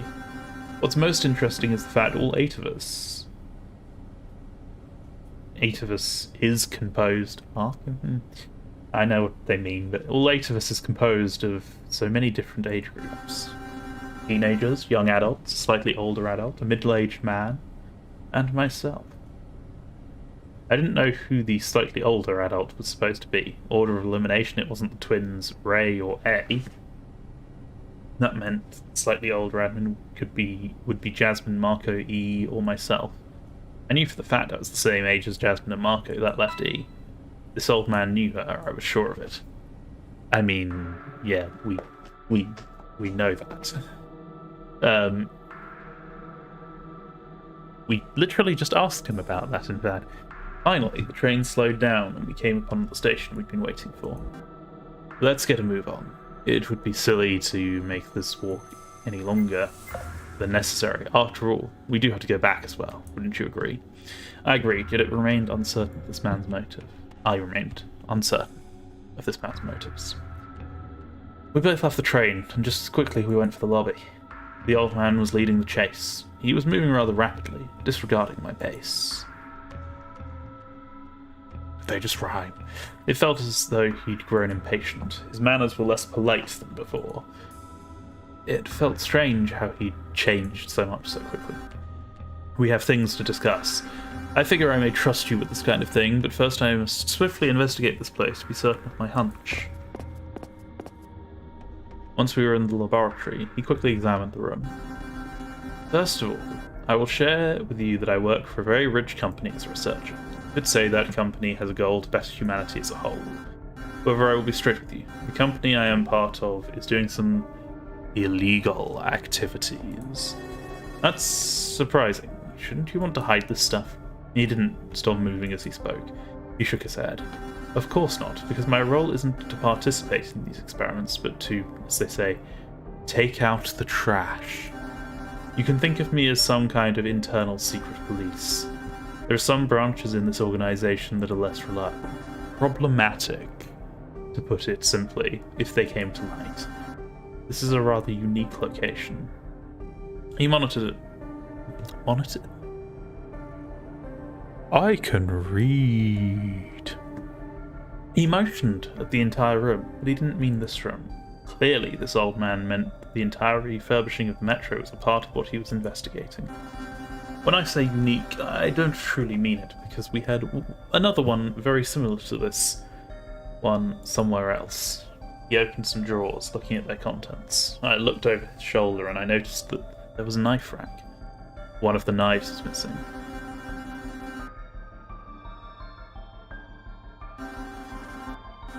Knives missing? What a shocker. Not long ago, there was a fantastical explosion which removed that other location completely. This wasn't in the plans at first, but that was the result to remove that problematic place. I mean the subway in New York? I'm unable to say anything else about it. Breach of contract. Because everything else you've just said totally wouldn't breach whatever contract you're under. Also, if you have a contract to do something illegal, surely that entire contract must be void. I don't know. Maybe someone should ask Legal Eagle about that. I mean, that would be American law anyway, rather than UK law. But this is in Canada in this game, so completely third set of law that I wouldn't know anything about. But there we go. Breach of contract, though, I have to say, some of the contracts I've seen are pretty vicious. If you if you break them. At any rate, I am here to bring Smiley to justice, and I require assistance. When we capture him, you will be hailed as a hero. He offered a smile. I could tell that he was genuinely looking for help. But was that because he was unsure about his own chances of success? This was a deal in which I had nothing to lose, though. Okay, but I'll need to know more. I admire your inquiries, but I will be unable to provide you with more details. It's on a need-to-know basis, unfortunately. Otherwise... He leaned in a little more. This whole time, he'd been talking very low, and I only noticed just now. Smiley may catch wind of what I'm doing. He pulled back to where he'd been before. Now, I came here because I had a hunch about something that may relate to another object that I have found earlier. Of course, I didn't think that you and Jay would truly be hiding something from me. The old man took a glance towards the strong door. Crud, he found it. Not that it was difficult to do, since it was pretty plainly in the open. Just to succeed, you are forbidden to keep this kind of knowledge from me. That is because of this. He reached into his bag and pulled out what looked like a strange remote. It had over 26 buttons on its surface, each labelled with a letter. Near the top... You've got more than 26 buttons, then how... This needs explaining! Near the top was a small screen showing a few asterisks. The man pushed a few more buttons and pointed the remote at the door without a handle. So this is something that's also getting me a little bit about this. Like, just give us, like, even just a small image or something of things like this. Like,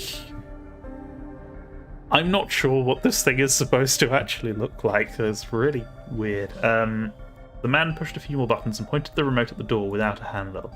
The beep coming from it signaled an error, and the screen cleared itself. I don't know how many attempts we have with this, but as I toyed with it earlier, I thought to perhaps enter some digits. Turns out this remote takes 5 of them. Unfortunately, he sighed, as if his lack of knowledge weighed as would the world upon his shoulders. I do not know the password. I believe this room is far more important than we might have previously thought. That is our primary search now. Wait, aren't we searching for the 9th person? Yes, but let's say that is no longer our priority. Have you found them? I was slightly mistaken. It is not really a 9th person. I have great cause to believe that this remote is the object we're supposed to find. The 9th person probably is... The man nodded towards the strong door. In there? The best hiding place is a room people can't access. If I had to guess, this tool can be used to open any and all doors you may come across. Look at this door, for example. He reached for the wall and let his hand slowly come down its smooth surface. It has no handle, yet it clearly is a door with a window tantalizing us with the contents it holds. This would have no purpose to be shown, if it wasn't something important. It may very well be where Smiley is as well, watching on all these monitors and orchestrating our every move. I mentally calculated the amount of attempts one would need to brute force the remote's code. It would be something like 26 to the power of 5. If what he said was true, and we had limited attempts, doing that would be impossible. Of course, as I am sure you are eager to leave, we cannot simply go right now. If you even manage to make your way out of here, maybe that too would have been part of Smiley's plan. Perhaps he intends on framing my organisation, which is a beneficial entity, as a malevolent institution that needs to be caught and shut down. In reality, he is the criminal. But you just said your organisation is doing illegal stuff, and you're taking out the trash. That does not sound like the good guys in this situation. Like... Oh dear. Do you understand? I guess, but if we can leave, then I will. Is that fine for my terms? He didn't look too pleased with that, but he abdicated quickly. Very well. I guess those are the best terms I will get out of you. Rest assured, as soon as we find the way in, I will let you go, and you will be free. He handed me the remote. I took it with slight surprise. This is my gift for you right now. If you find anything that will let you use this remote by investigating other stations, you would do well to let me know. I leave it with you so that you may check for yourself. I already have memorized what this remote looks like, what its function seems to be, and the engravings on the back. As I held it, I realized there were little dots on the back, however none of it meant anything to me. What are those for? Need to know basis. Is it Braille? By any chance? If it happens that it is important for me to share it with you, I will. I didn't like how he insisted on keeping me in the dark, but also wanted me to cooperate. This was increasingly becoming a one-way deal. But wait, if this is where Smiley is, why would he give us a way to reach him? I honestly don't know. Perhaps, in his insanity, he has decided to give us a fair chance. Let's not squander it. At any rate, our business here is concluded. I have deduced from your handling of E that you will be most trustworthy individual to share in this endeavour. You should not share any of what I told you with anybody else, even your acquaintances. I have strong suspicions that one of them is Smiley's accomplice, that is to say, a traitor. My eyes widened in apprehension and disbelief. I didn't think Jasmine or Marco could have been allied with Smiley. That even if they know, everyone knows, wouldn't they be unable to act? Well, think of it this way. If we were all chosen at random, and thus our fate didn't matter, then they might kill everyone else until they could simply restart this entire thing with another mismatched cast of randomly picked individuals.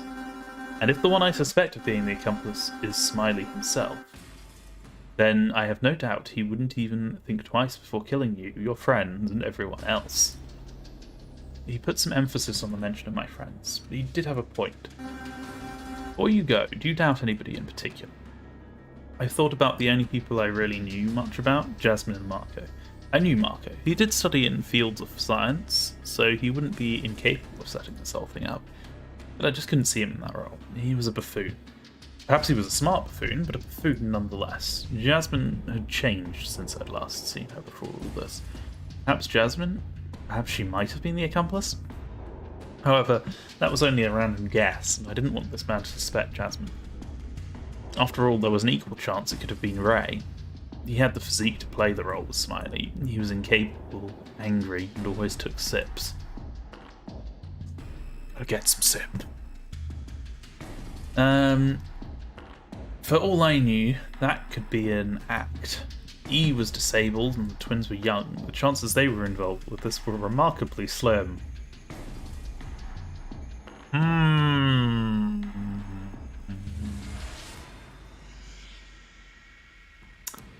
Yeah. After all, who'd even heard of a situation like this being orchestrated by a teen or a disabled person?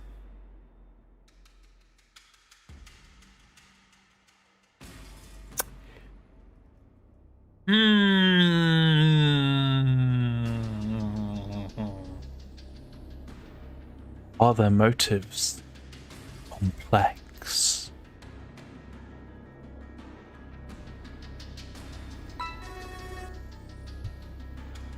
I don't know if that was meant to be a reference to that, by the by, but no, I don't have any doubts. I'm trying to think about it, but nothing comes to mind. That was my first real lie. I knew about Occam's razor. It was an idea that went along these lines. If there are multiple competing explanations, the simplest one is usually correct. The problem was that hypothetical was that Jasmine was the accomplice, and I didn't like that. Let us go down to take the train, then. Before we left, I took another glance at the big door. Beyond it, between the door and the room, was a tiny, very imperceptible set of scanners. It was equipped with them much like any other exit hallway. What's the meaning behind that? Was this an exit too? I kept it to myself. This meant we needed to get that ninth person, even if A believed otherwise. As we stepped down the stairs, I figured if A was right and this remote was the way to the ninth person, then those scanners wouldn't make sense. It'd be set up in such a way as to require the ninth person to reach the ninth person, and since that's clearly impossible, what was in that room had to be something else. I'm still wondering, like, because they have they each have the numbers, like 1 through 8, like any good nonary game, obviously. But like, what's the point of those? We haven't seen them be referenced at all, except for the fact that there is someone who is a number 9. I don't know. I thought about it while we waited for the train, but nothing came to mind. That was a total enigma. Having said all that needed to be said, I'll travel back to the lounge as quiet.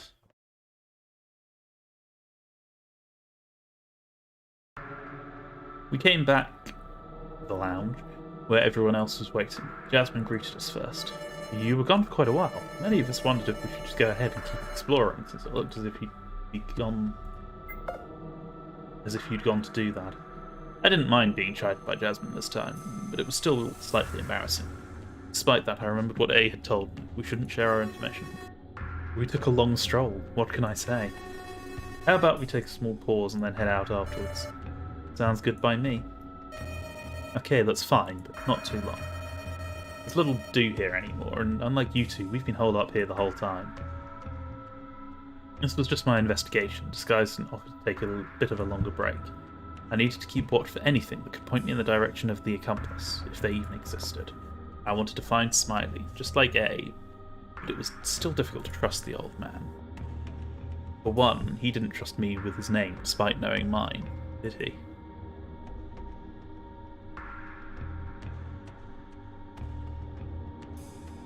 At least he hadn't blackmailed me with it. Most of all, I wanted to leave this place alive with my friends. I don't really want to go into the details, but there were a group of people at school who kept doing weird stuff. G was staring at H as if trying to accuse her of something, but I disregarded that little talk about their school disputes. I wanted solid material. I left them alone with Marco and A. Still, the fact that I'd been harassed by the cool guys during my own bad time at school might have played a part in why I was this afraid of things. The more I tried to chase the thoughts of the secret room from my mind, the more curious I grew. I thought about it. Anything to take my mind off the other subject. I shouldn't have given it that much attention and instead focused on simply getting out of here, but I had an irresistible desire to know. It was like if you were given a box with a button on top. If you're told not to press it, wouldn't you get the desire to do so to see what would happen? The natural course of action is to not take unnecessary risks, so you wouldn't push it. Of course, that's the safest path and nothing would happen. You'd simply resume your normal life, but there's a ghost that will haunt you from that day onward. The encounter had been memorable. You'll just keep wondering, what if I had pushed the button? Maybe I would have gained riches beyond my understanding. Maybe I would have gained immortality. Maybe I would have gained superpowers. Maybe it's just a button that did nothing at all. Curiosity killed the cat. I knew that proverb. I didn't care for the fixed version that said satisfaction brought it back. This proverb was a warning. If you ran headfirst into your curiosity, you might suffer from it. A bit like if you learn something, you can't unlearn it. If I didn't check what's in there, it would nag me eternally, but it was definitely dangerous. Which one was the worst fate? As long as I didn't run headfirst into the abyss of darkness, that's a pretty bad attitude, to my mind. I never let curiosity kill the cat. Knowledge is power. Find it, wield it. Accidentally, make yourself immortal through it when you get drunk one day. But don't take me as a good example of this. But still. So did anyone find anything regarding the 9th person? This took me out of my daydream. Right, the 9th person. I glanced over at A, who didn't even stare back in my direction. If we didn't, I'd like to head out to investigate other places. There are stations we haven't searched yet. That's correct. According to the map the twins have found. He took it out of his bag. Most likely he'd taken possession of it when he spoke with the twins. It seemed A had more success in his investigation than I had. All eyes on him, he continued. There are a number of stations left to check. Namely, in the western direction, we have 3 stations. Pool, the rec room, which I assume stands for recreation, and the reactor. That sounds dangerous, indeed. In the other direction, east then northward, we have 2 more stations, the church and the theatre. In total that makes 5, which even if we split up and covered them all, would leave 1 to be seen. I thought something was wrong with this map. There were a lot more stations than this in the map. Did Smiley just run out of themes? If each location was themed around a single thing, then maybe that was the case. Perhaps his influence only extended to this much. It's possible that if we're looking for a 9th person, they may have been tasked with our avoidance, meaning they may be on the move as well. That's assuming Smiley spoke to them too, I think. Well, no. Think about it. If they're Smiley, they will want to avoid capture. If they're an accomplice to Smiley, they would want to avoid us as well. The only scenario where the 9th person would want to be found would be if it was one among us. And we are all here. All 8 of us. Your plan would be to have us also move around. Close. I think we should go westward, with 3 teams, while a 4th one goes through the station on the other side. If they keep watch on the one furthest away, then the 9th person won't be able to avoid them. Any objections? But if someone has to go through an escape from there, then I don't know. I didn't know what he thought of his plan, but he resumed before I could ask her. I frowned a little. He was moving a little quickly. I thought he might have wanted to personally inspect everyone else to make sure they weren't Smiley or his accomplice. Very good then. Let us form the teams. I wanted to go explore a new room, so I figured he'd take E, leaving me to go with someone else. The team on guard duty would most likely involve E because there would be no puzzle room to solve. However, he requested to go with H, to which G vehemently opposed. I'd rather go with my sister if that's not an issue. Understandable, but there is an issue. I've come to the conclusion that we'd be better off pairing with others we're less familiar with. They might give us insight we would never have gotten otherwise. He flashed a reassuring smile. The twin ended up agreeing. Fine. I get that we're all in this together. If we want to leave, we'll need every bit of knowledge we can get. As long as I don't have to go with the Pink Witch. Jasmine shrugged at everyone else under that nickname. While G, Ray, Marco, and Jasmine deliberated on who would pair up together, A approached me and suggested something interesting. I believe you should go with E.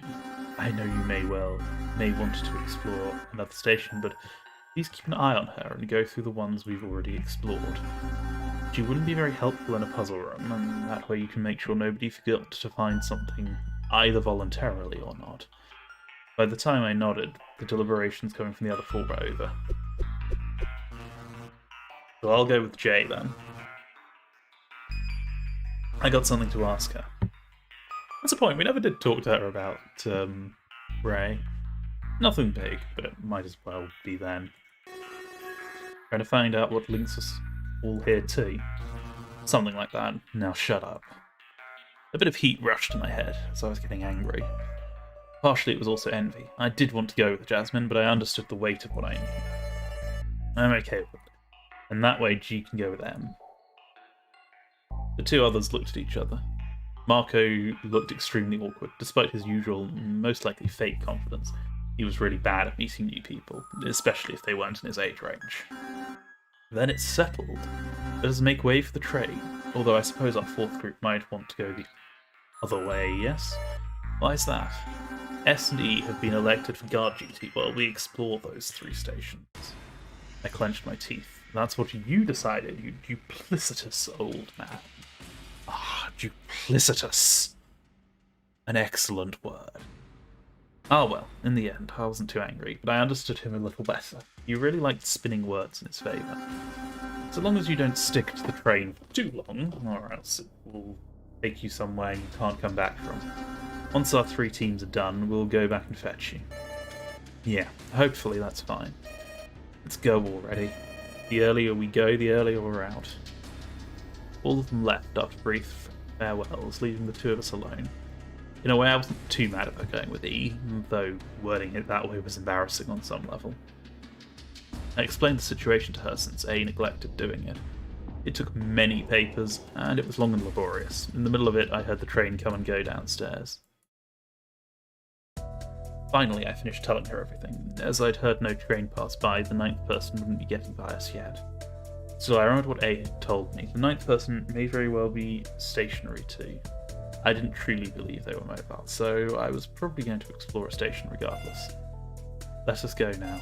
We have wasted enough time. The others have been gone for a while, right? Even if she couldn't see me, I nodded. Force of habit. I took her to the other side of the station, down the stairs into the lobby. Beyond it was the station. Then we waited for the train in silence. I had very little to tell her. Instead, I tried to think about how I would tackle this strange endeavour. I wanted to try and unlock the door, but with limited chances, it wouldn't go so well. Re-exploring that station was also a waste of time, so I ignored it on our trajectory. Instead, we were going to explore. Forgot what the next one was. The official name was something or another, but what was there again, according to the maps? The old man had them, and I forgot what it was. When the train arrived, I stepped in it with E. This entire trip would be a little boring. I didn't really have anything to tell E at the moment, and nothing much happened. Ask her questions. Come on. The doors opened. Prochaine station. Sécurité. As the train left the station, I suddenly remembered what it would be. Right, it was a security room. The footage from the cameras looked pretty interesting to search. Maybe I'd find some secret. Knowledge is power, huh? If I learned something A wanted to know, maybe I could use that and get him to admit everything he's doing. Need to know bases my ass. I grumbled to myself in Ray fashion before the train came to a stop. Grabbing E's hand, I pulled her out of the train and we both made for the staircase. Suddenly I felt a shiver. This was dangerous. I didn't know anything of what was up with these staircases. We could only be two at these stations, so I wrote to E on the paper. I didn't want her to come up. It may have been slightly more dangerous to leave her down here, but it wouldn't be good if she came up and we all got beheaded because the ninth person was there. She nodded to me, understanding, and I was off into the lobby. Up the stairs. And finally, in the room proper. It had tons of screens. The twins solved this room, but I couldn't tell exactly what they did. In the middle of the room there was a computer. I tried accessing it and I found some files. There was a second room and I'd get to it, but this seemed promising. I found many files, but they were all named gibberish and they were all encoded too. I couldn't watch any of them, even if they clearly were video footage. What's the screen looking at? What am I seeing? There was only one screen turned on, and the footage showed parts of a spacious room. There was a large arch right in front of the camera. On it hung some kind of hooked object. Nothing was happening in the view. I figured no one went through that room. Either the theatre or the church, then? I went to check the other room, next to this one. But seeing as it was full of electronics, I decided to cut to the chase and leave to head back down to the station. Sure, there were electronics, but nothing was functional. When solved, that room probably shut down on its own. Back downstairs, I passed a paper over to E, explaining the situation and what was upstairs. She giggled at my predicament. I didn't know what was so funny. Do you like spying on people while they don't know you're around? Don't worry, your secret's safe with me. I blushed a little at that accusation. Was this the time for teasing? What was up with these women doing this to me all the time? First Jasmine, now E. I took her hand to pull her over as the train arrived. Oh, are we done here? No more spying? If this had been Marco, I would have punched his shoulder. Even though I said I wouldn't leave at the science lab, I did anyway for a very cursory search, as I thought nothing new was here. The next one was the one A had previously investigated. I thought it was a bit of a useless search, but I went for it anyway. The room was full of beds, supplies of the medical kind, and so on and so forth. I didn't know how to use any of the devices in the room. I decided not to even try. I decided not to try even if it felt that curious even if I felt that curious need pulling at me again. Ugh, I can read, I can English. There was still no sign of a password. I found various items like a tablet, but it wasn't in working order, I assume they mean? Some other things stood out, remnants of the puzzle they had to solve here. I reclined on a bed for a minute or so. It was rather comfortable. Still, I had a job to do, so I left the area and went down to the lobby. Just like the other stations, E had been left downstairs. Poor girl must have grown fairly bored by now. Maybe that explains why she teased me not just once, but every time I came back down and told her about what I found. Oh, I know all of this. I came to this room earlier with Agnos. He solved most of it, but I did help him a little. He let me touch an object, and I guessed it had to do with opening a door due to the button layout. The back had some braille too, even if he didn't let me read that part. I was surprised. First of all, I now knew the old man's name, but also she hadn't teased me. Not only that, but I also learned the dots on the back of that remote braille. She was a gold miner. But you should have taken me there too. Given my state, I need an operation, Stat. You can be the doctor, right? She smiled and hid it halfway behind a hand. Perhaps I hadn't avoided the tease in the end. I sighed in the face of all this while grabbing her hand and pulling her over to the train. Since it had arrived, it was time to head to the final station before I could explore a new one. In the train I took a seat much like he did. I crossed my arms and decided to think over the subject of our names as Agnos finally became revealed to me. Get her to read the braille, damn it. Come to think of it, I thought Jasmine was the one who came up with the nicknames. At the time, it sort of made sense. I could understand the point, but now it didn't make sense. Prochaine station, gymnase. Why would she want to hide her name? Or my name? They weren't really rare names. It wouldn't really identify us, except for Agnos. That was a weird name. Jasmine had made them up at his suggestion.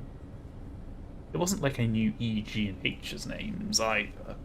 Maybe it was also a problem for one of them?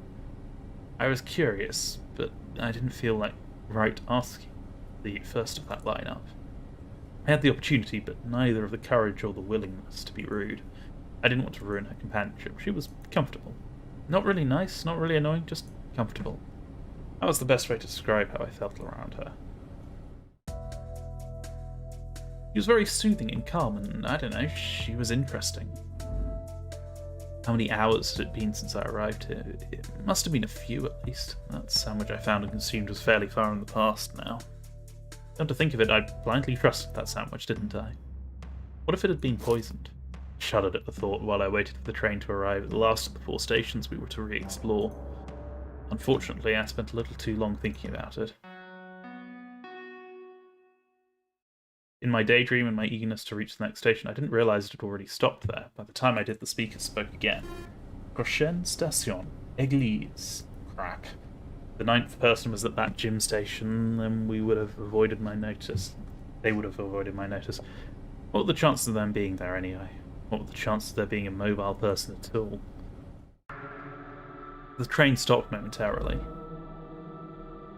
I disembarked with E, and then I explained to her how this wasn't an old station, but a new one, using a piece of paper which came from a quickly dwindling supply in my bag. Oh, that sounds good for me still. Sorry about all this trouble, having to lug me around like a useless person. I hope I'll be of more service soon. Come to think of it, I couldn't really tell her age, but she looked remarkably young. I did believe she was the slightly older adult, so maybe she was still in her late 20s? I wondered what she did. Did she study? Did she have a job? I wanted to ask her, but in the immediate I couldn't do it. We needed to hurry up if we wanted to solve this room quickly. I'll ask her after we're done here. We entered the lobby. The door closed behind us as usual. Wasting no time, we went up the stairs. What greeted us when we arrived up there was strange. I knew what the speakers had said on the way here. They talked about a church, however, never in my wildest dreams would I have figured out that it was literally a church. I haven't been to a church for a long time. This is a big place. I looked up. The ceiling was very, very high. Part of me wanted to stick around to appreciate the architecture, but we were pressed for time. Huh. Church? How weird. I don't know how much use I can be. If you find anything, let me know. Using a sheet of paper, I shared with her my first impression. E sat on a bench, following her words, and I was free to look around the place. Oh. Okay. Yeah, with the big symbol in the middle. The symbol again. Surely it must represent something important. What the hell is it, though? I saw it on Smiley's clasp, right? There's some kind of weird religious cross. Interestingly enough, you follow the line at the bottom, ricochet along the symbol like it was hitting walls or something. You get one long interrupted line. Not sure if that's ever going to be helpful, but may as well keep it in mind, I guess. So if you had a diagonal there... Those are some very weird wall placements. That doesn't really make much sense to me, but oh well. I immediately got it. Instead, I brought my attention to the stained glass lineup around it. There's a small button at the bottom of each window. Technically, they're not windows, I guess, but I digress. I pressed the spades. Nothing happened. Maybe there's a sequence. We got an actual puzzle to solve?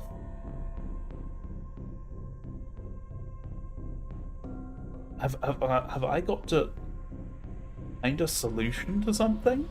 And not click on everything blindly? Oh boy. A sudden idea came upon me.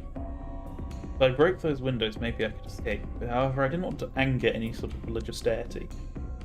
As if there would be any to smite me. Grabbing a pot, I flung it right at the window. The window resisted, so I tried again, and again, and again. No matter how many times I tried, whenever I threw the pot at a window, it only resulted in a loud noise without anything breaking. I figure it wouldn't be this easy.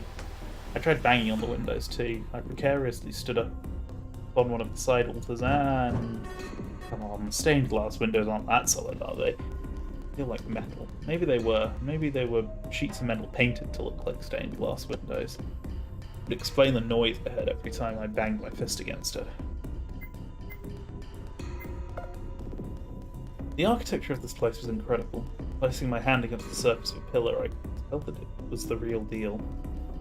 But which church was this? It's not a really big room, even if it's tall and wide. It's not as tall and as wide as churches you might find in the city. I wonder if this means I'm not over the ground here either. I remembered what I thought about in the library. The windows there were non-existent, but this place had a few of them in the back and a few more along the walls between pillars. Was it the same here? Well, we can find here too. This was the arch I saw earlier in the security room. Just like I noticed, something was hanging off the curvature. It was some sort of object? Way too high. I hope we don't need to bring it down, because I will never be able to reach up there. Even Jasmine can't reach it, and she's really tall. Maybe if we were several people, we could all hold each other in a tower and... Nah, no way. We'd crumble like the Tower of Babel. Considering the blind and deaf girl near me, I thought it was an appropriate reference since we couldn't communicate together well. That sounds very, very nice of you, totally.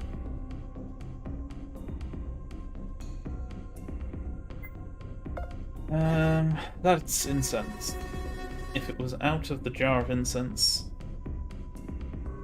I would call it a jar of outcense. I am incensed by that joke. Despite it not being funny, I decided to write the joke down on a piece of paper. I sent it over to E, who took a bit of time to read it. Outcense? What is... Oh. There was a small pause when she finally realised the stupid pun. Her crystalline laughter echoed for several seconds. Blessed be her voice. E is clearly best girl. Given the options, the potentially psychopathic. Like, Jasmine is giving me some very, very weird vibes. And the twins are, a bit sus.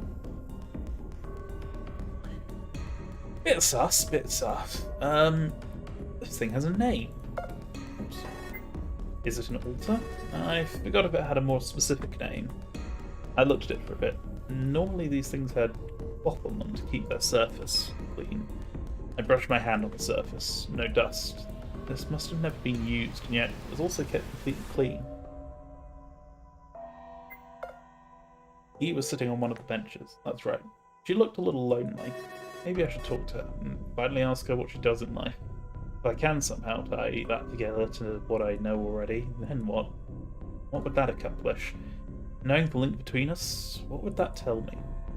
I realised I didn't really have a reason to uncover this, but I had to cling on to any piece of information that could help me understand Smiley's motive. We weren't grabbed without reason, right? As I walked by E, she sensed me and grabbed my arm. Hey, S, can you humour me? I want to talk about something I just thought about.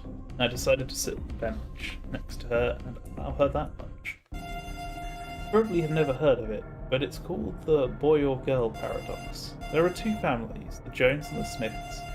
Their family name doesn't really matter, it's just for difference. The two families have two kids. Jones really wanted boys. They wanted to beat the odds and get two boys.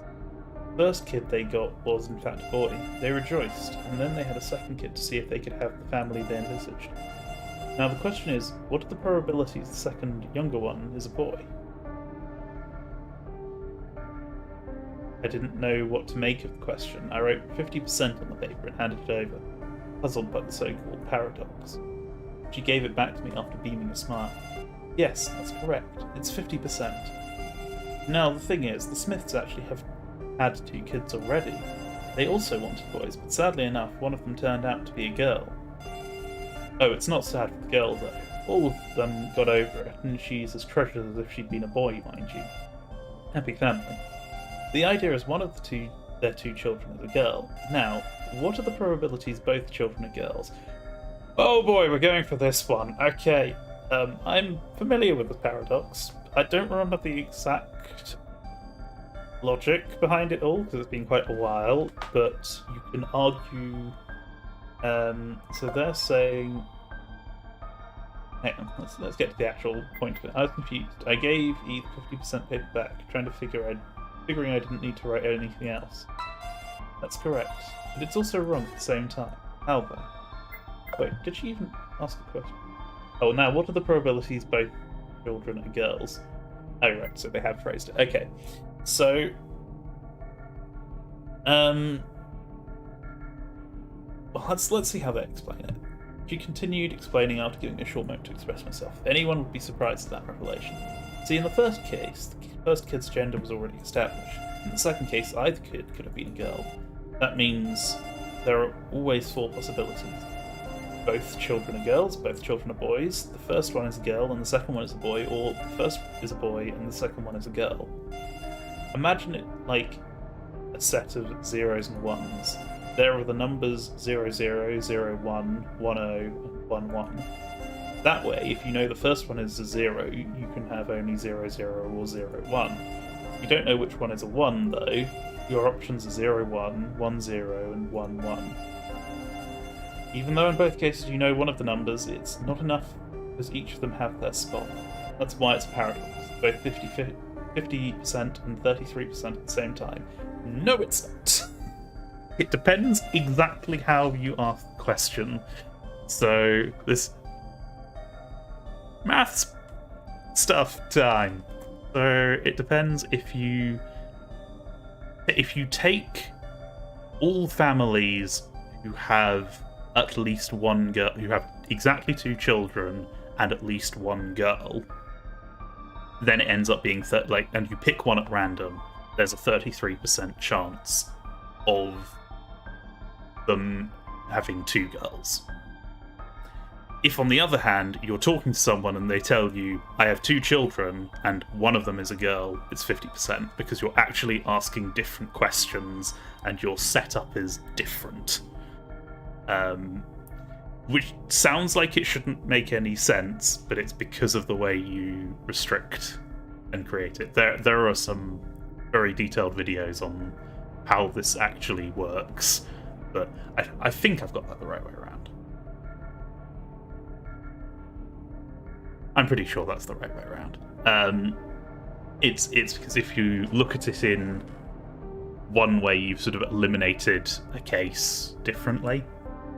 But anyway, and also because for the example where if you pull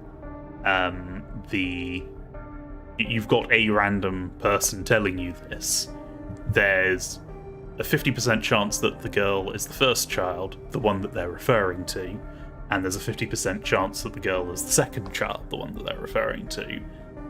And then within those, the chance of the other child being a girl is 50% each way, so one of the 3 cases is much more likely than the others. That was a very long way of putting that. It's essentially to do with whether you... The family that has 2 girls sort of has twice the chance of being selected in one of the scenarios. Weirdly.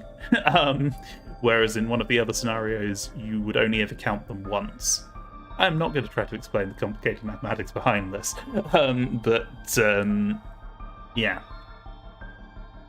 Yeah! It's complicated. And as I say, it depends on exactly how you phrase it.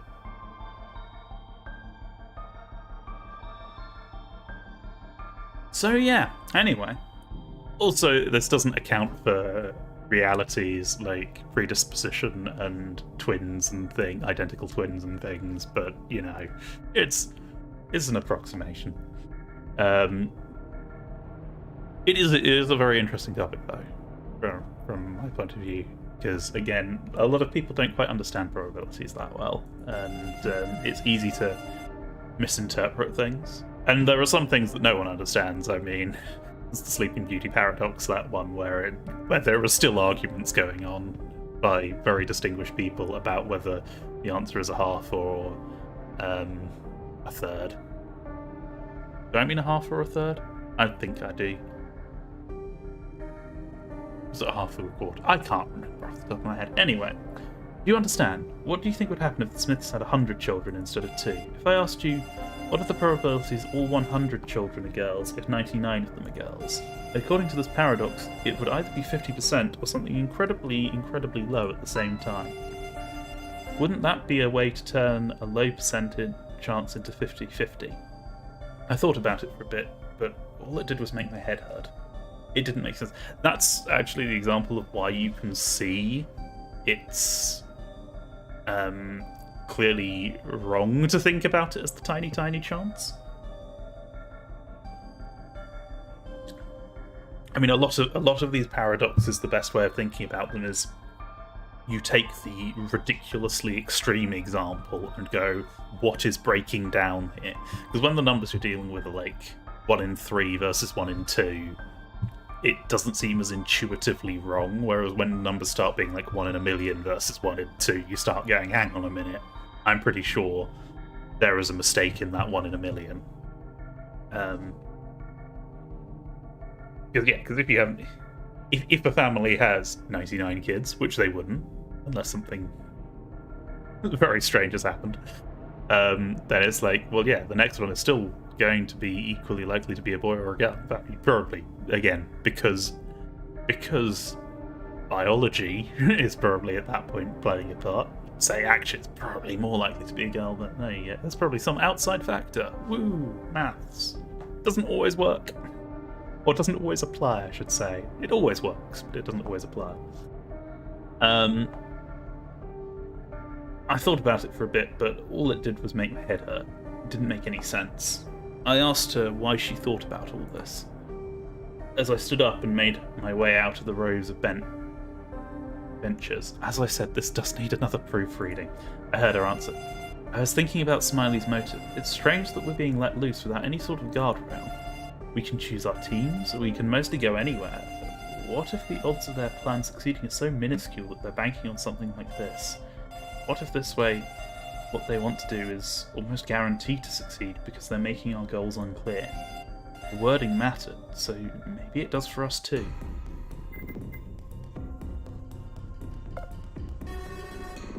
What's this thing called again? Not a lectern. The clergy uses a special ecclesiastical nomenclature. Was it? Oh right. Called a pulpit. Well, pulpits were the actual... Normally they have like a thing around them, but I don't know. I don't go to church. As a mage, I do not try going to church, especially after the Inquisitions. That was a time to be alive. It's called a pulpit, and interestingly, this one's got something on the surface. 3 lines of text are engraved. A couple madly in love proclaims itself king and queen of hearts. Rich in diamonds, coveted by many, they get beaten with clubs. Unavoidable as the king and queen put their riches before themselves. So hearts, diamonds, clubs.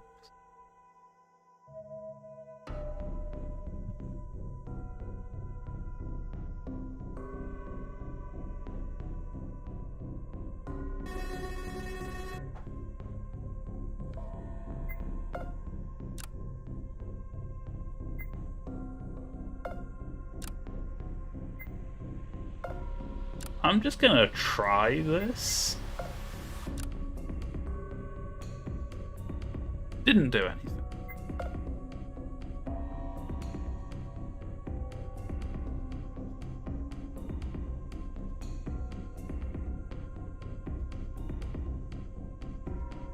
Because the spade used to be a sword or a spear or something like that. They fall madly in love and claims himself king and queen of hearts. Rich in diamonds, coveted by many, they get beaten with club. Unavoidable as the king and queen put their riches before themselves.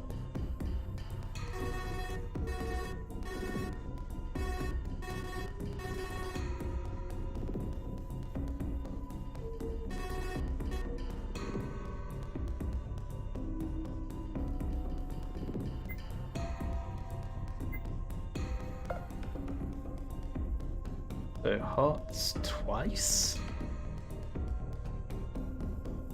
Diamond.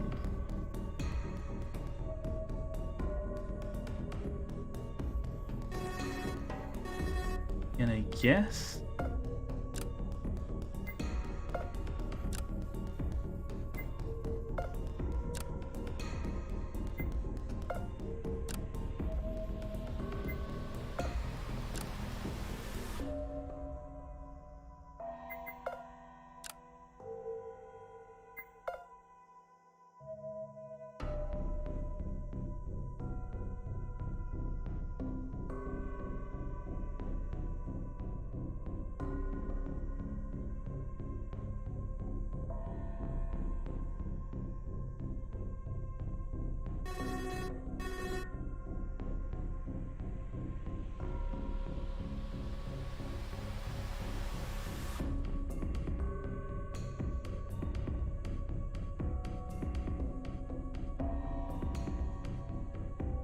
So,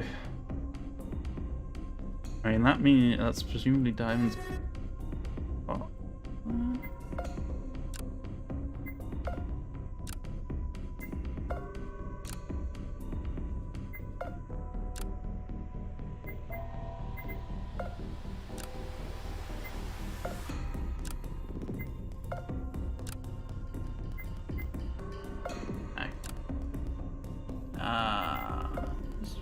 The map actually show anything useful? No. Okay, a couple madly in love names itself king and queen of hearts. Rich in diamonds, coveted by many. beaten with clubs. That'd be hearts, hearts. Diamonds. Clubs.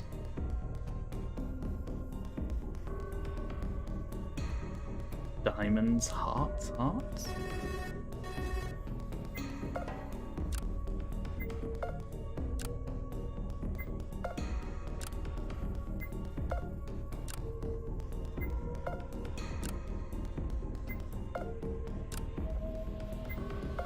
Hearts?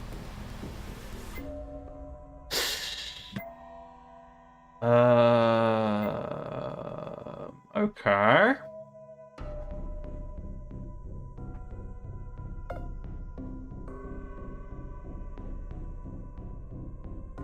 How long before I say guide? Dang it. And the fact that I'm not seeing where the spades comes in.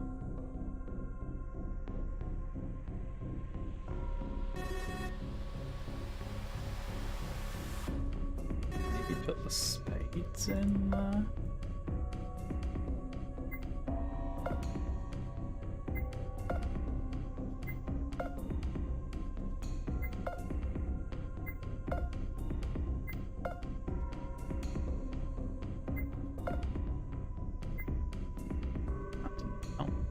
Okay. I'm definitely not going to go look and see if anyone else has found a solution to this. Oh dear. Okay. Do we have anything?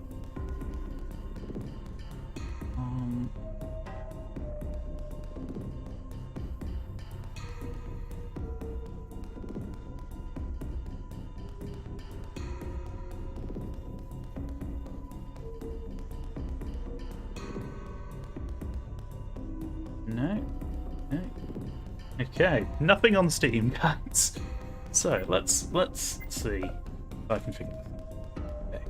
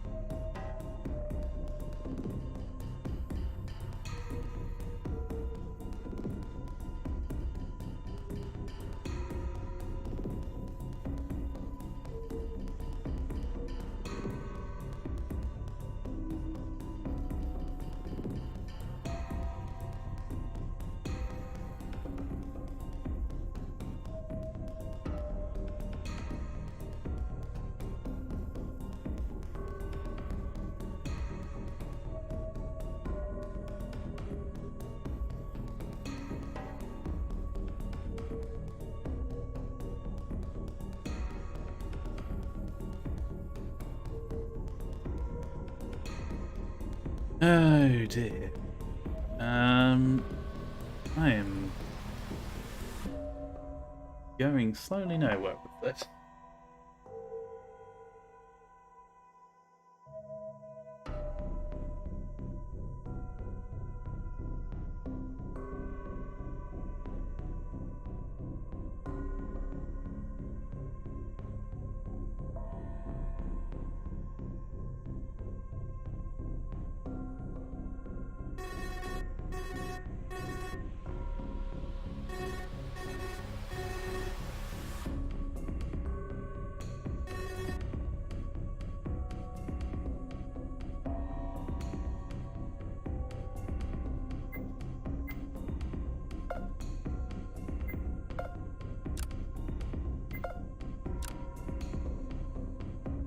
do anything.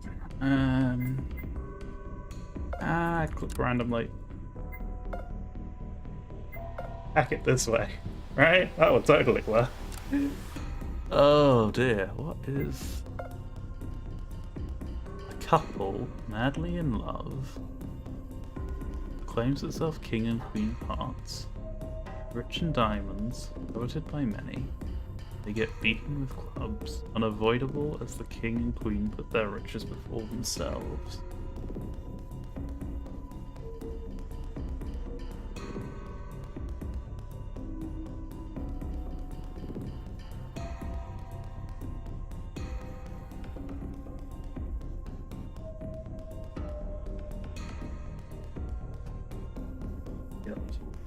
Madly in love,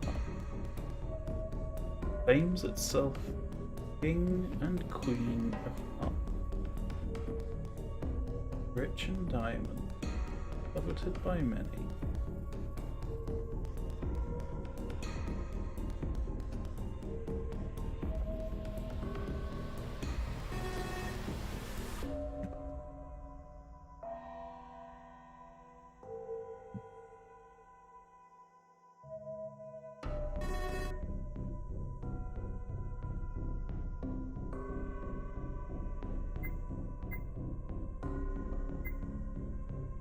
We've got 2 hearts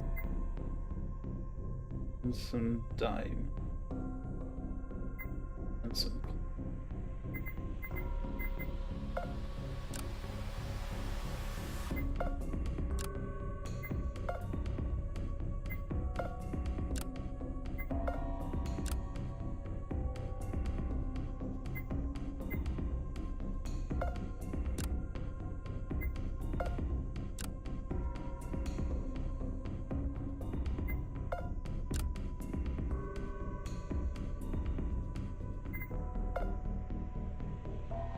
I don't know what I'm doing anymore.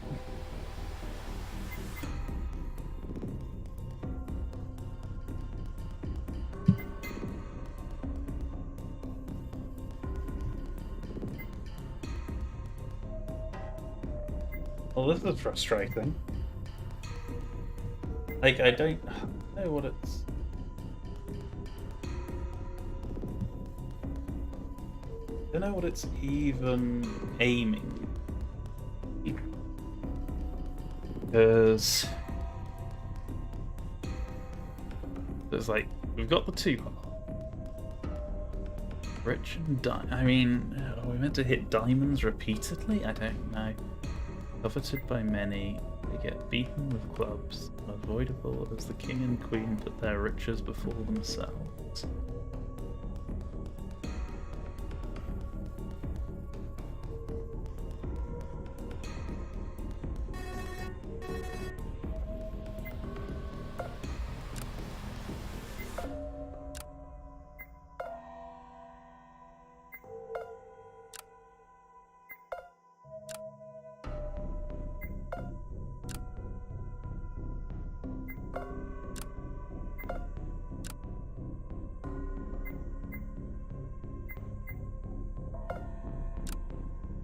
Anymore.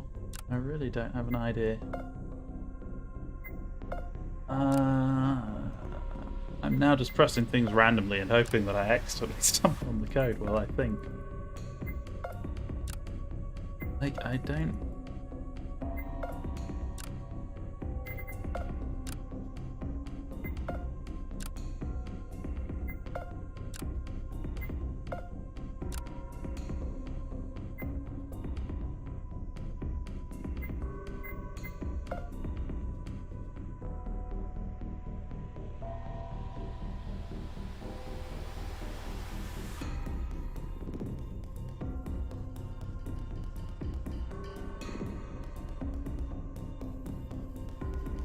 We've got 2 hearts. We've got something, a number of diamonds.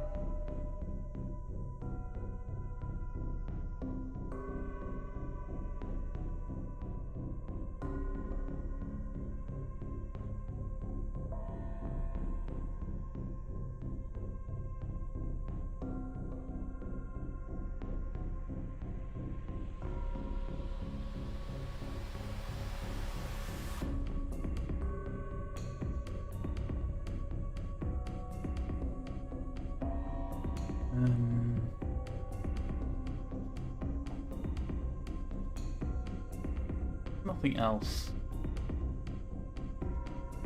to do with, like, those are just reflecting other. Nothing.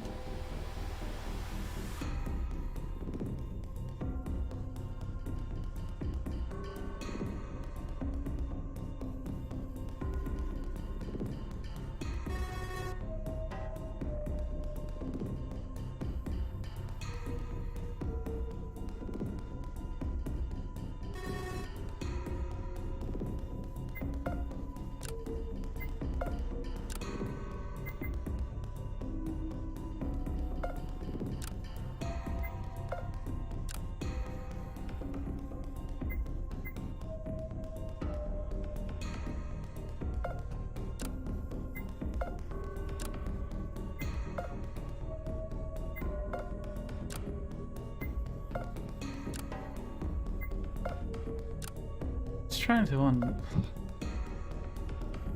because that's just you thought hearts are diamonds, clubs. I'm wondering if the unavoidable is somehow spades, and then this it's like it should be diamonds, then hearts.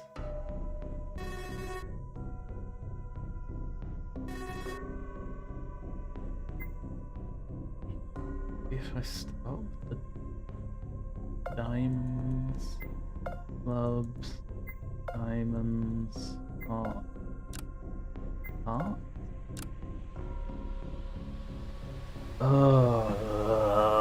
One of the few times I really want a proper hint from the game, and it's like, nah, this is fine, right? This is straightforward, right?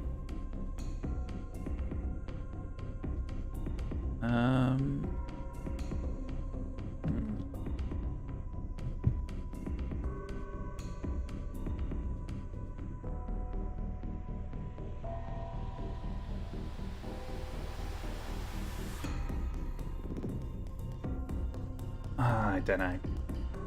I'm gonna have to think about this one. So yeah, I'm gonna stop there, and I'll come back to it. Maybe I'll see if I can find someone who has figured it out, because I suck. All right. Well, thank you very much for watching. We are going to end it there. I will see you around. Bye bye.